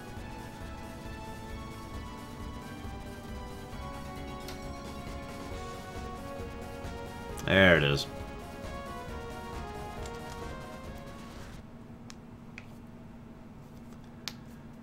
I like this. We can't even get that close to this place because of how hot it is and how much it's affecting the Hildegard. And that they just kind of expect the players to just kind of leap down and be like, yep, let's do it.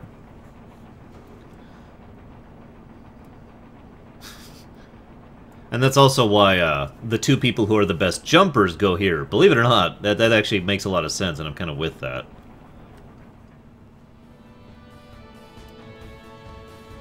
I like how they make you redo your party after some of these, too. Only the first two, but still. I'm just going to ask the guy, because I'm not 100% sure where... Damn it, Kion. Where's wind? Southeast of Oilvert. Ah, that's right. I was going the right direction originally. I just went too close.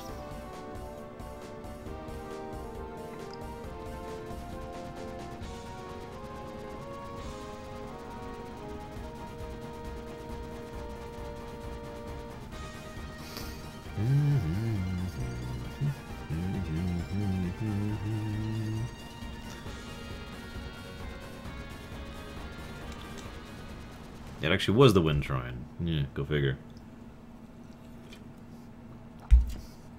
And of course, this is where Steiner and Vivi go.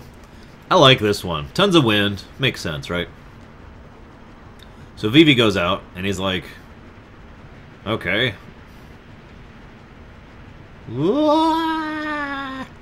Yeah. I'm sorry, I just love the pairing offs here. Other than the water one, most of these pairs actually make plenty of sense, really.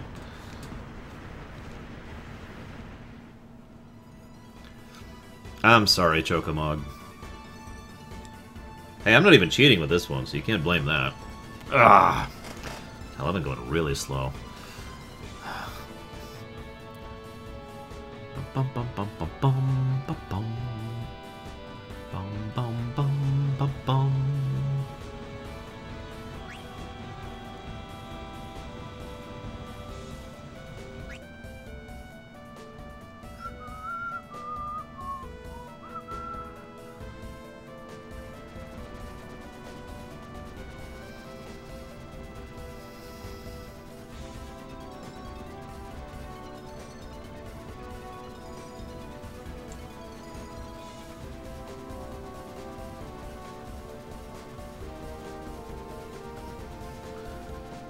Alright, I probably should have done my equipment a little bit more carefully. Whoops.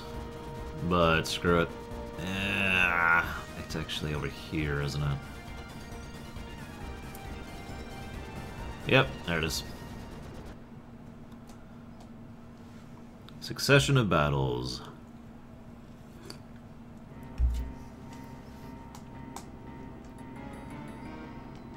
I love the way they do the storytelling of this section, constantly cutting back and forth between the players you're actually controlling.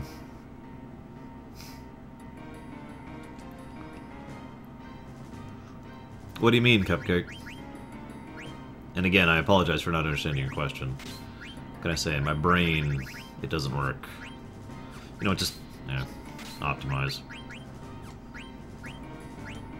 I don't think he still needs to learn.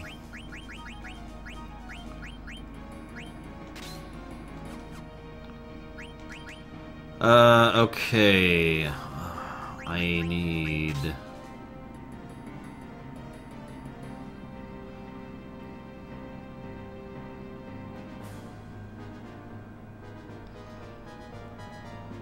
It's all good, Night Cobra. I missed you too. Locomotion, or does he do Petrify? I don't even remember. I know he does death attacks. I usually don't actually have a strategy for this guy at all, to be honest with you. I suppose I should look it up, see if there's any tricks I can show off.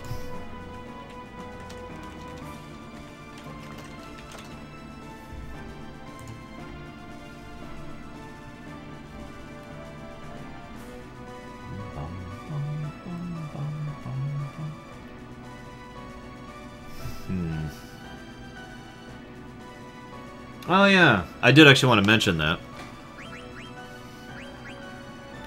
Let's see. Life on haste. Let's go ahead and take off that. Don't need that. Don't need that. Don't need that. Don't need that. And don't actually need this. So we'll go ahead and give myself float, which I think I have.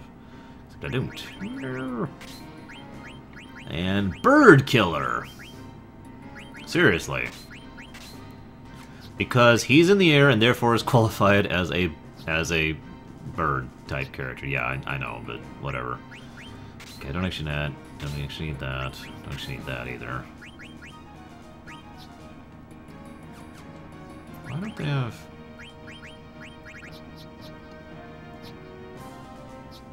Oh, right, they're on one of my other characters right now. Whatever. Oh, gotcha, Cupcake. I actually have thought about that kind of a thing, yes, but I don't have that much of a range in my voice acting, excuse me. So I'm not sure I'd actually be really good at it. It'd be fun, though.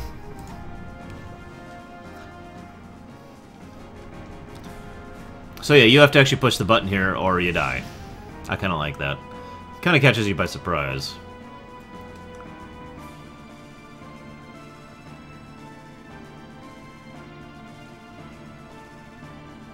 Meanwhile, I love the scene changes. One of the things they did really awesome is they actually had it so that every single, all these 4 areas are actually within the same memory block. So it just loads all 4 areas so it can show off all 4 with pretty much minimal load time between them. Really good trick, all things considered. Hope's voice? I'll tell you what Hope's voice is. Hey! I'm Hope, and I'm freaking annoying! Who's Bruce Payne? I actually don't know who that is. By the way, I love the leftovers line. I'm sorry, I kind of skipped over it. So, the Guardians. Okay, actually, this is a really awesome scene for Amaranth, I'd just like to say. I also like Merilith's model a lot. I think she looks really cool here.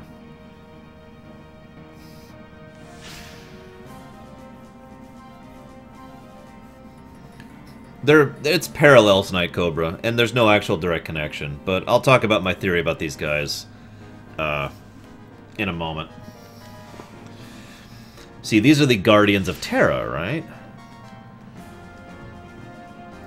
But the idea here is... How do I put this? My theory is that the Guardians of Terra are kind of... They're not Eidolons, but they're more like standard summoned creatures from other settings that have been artificially created specifically in order to defend Terra. In other words, that they were robots for all intents and purposes, just like Garland was. They just served a different purpose. And each one of them was imbued with one of the 4 elements of Terra, since Lord knows we know that they had a great deal of knowledge and power over that. So, I also think that the Guardians were specifically sent here, not just, well, okay, I'm sorry, I'm actually saying this wrong. I think that the Guardians don't actually just sit here, that they can actually come here, but they spend most of their time randomly killing people, as of course Merilith mentions, because it's something that they find enjoyment from, being artifacts of the Terran society as a whole.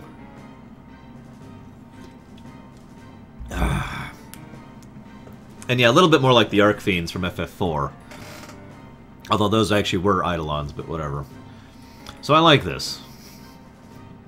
This is Amaranth. I'm just going to voice act Amaranth, because this is great. Foolish. Huh? Picking fights with strangers in a place like this. I used to know somebody like that. He was a loser. He refused to find beneficial ways to use his power. Instead, he'd just seek out people to fight. And that line, it's so short, but that is so indicative of how Amaranth's character has changed.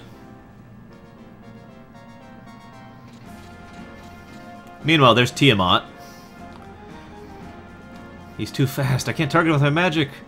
Don't worry, Esther Omni. A true man never gives up. All we have to do is work together. So Steiner's going to hold him down, and then Vivi's going to hit him with the magic. Vivi's really worried about hitting him, but Steiner trusts Vivi, and it's that trust that actually helps Vivi get the courage to do this properly.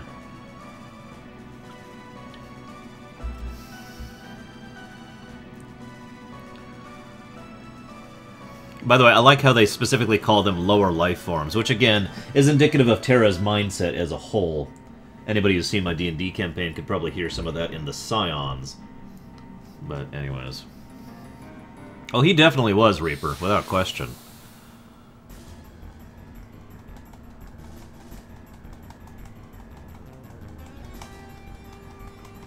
It's time to fight the Lich. By the way, if I ever tied the FFs together, I know exactly how I tie FF1 to FF9. It's probably pretty much exactly what you're thinking, though. Nothing fancy.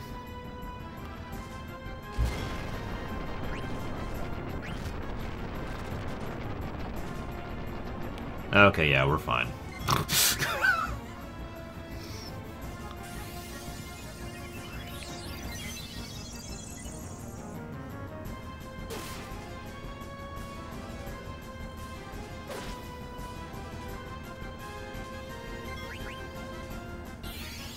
How much health does he have?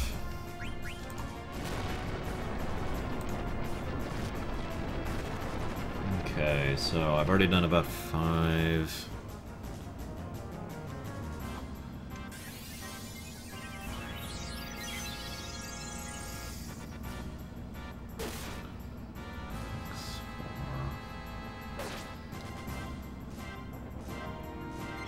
For 12.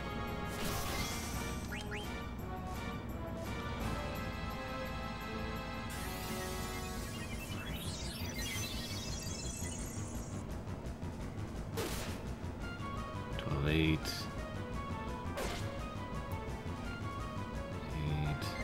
13, 4, 14, 15, 4. Now, if I don't crit, I should be able to pull this off. At least if my math is correct. Yeah, basically that, Night Cobra. That Terra is just the FF world, but one world, but from way, way in the future. Long after their society has gone just down into the pits. Thanks to everything that happened in FF2, of course. Depends on which you define as the Garland from FF1. The one that's in FF1 or the one that's in Dissidia, which actually isn't Garland from FF1. Also known as the original Chaos, rather than the other Chaos. Sorry. So yeah, in case anybody doubts Kiana's power, he just ate the Lich.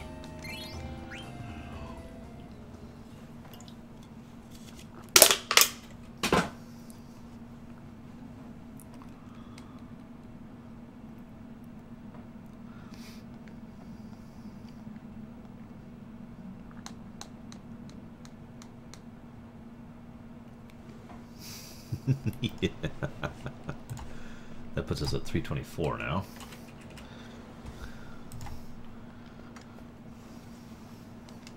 Asking ladies to fight a monster like that. By the way, yes, that's exactly the kind of joke you're thinking. Ugh.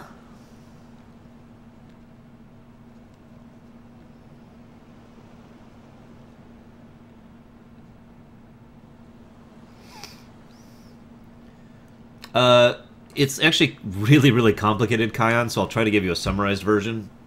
The original Chaos was the one created by the ancient civilization before the time of FF1, right? Then there was a second Chaos who kind of was birthed as a result of the time loop paradox that was made of that. That's the one we actually see in FF1. But the original Chaos, the super weapon that was created, that then was the artificial creature that later ended up resulting in the creation of Cosmos, and of course, the Warrior of Light. So that's the summary.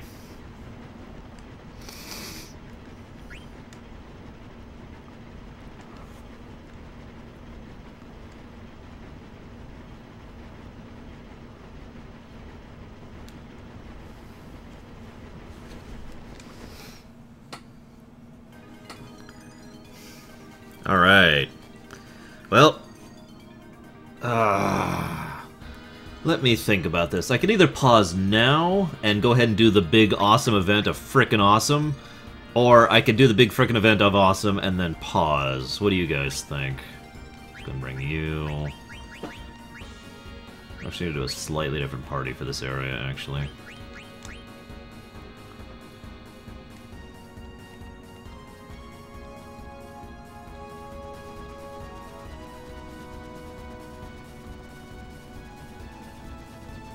Woo! Let's go ahead and actually... think. You know what, I think I'm gonna go ahead and pause now. I got a couple things I want to do. And I will be back, not in an hour. I just need to take a quick of a break. Probably, I'd say half an hour-ish. Sometime a little bit after 4 EST, I'll go ahead and start up again. And then we'll go ahead and do... Well, let's just say this is the Wham episode of all Wham episodes in FF9.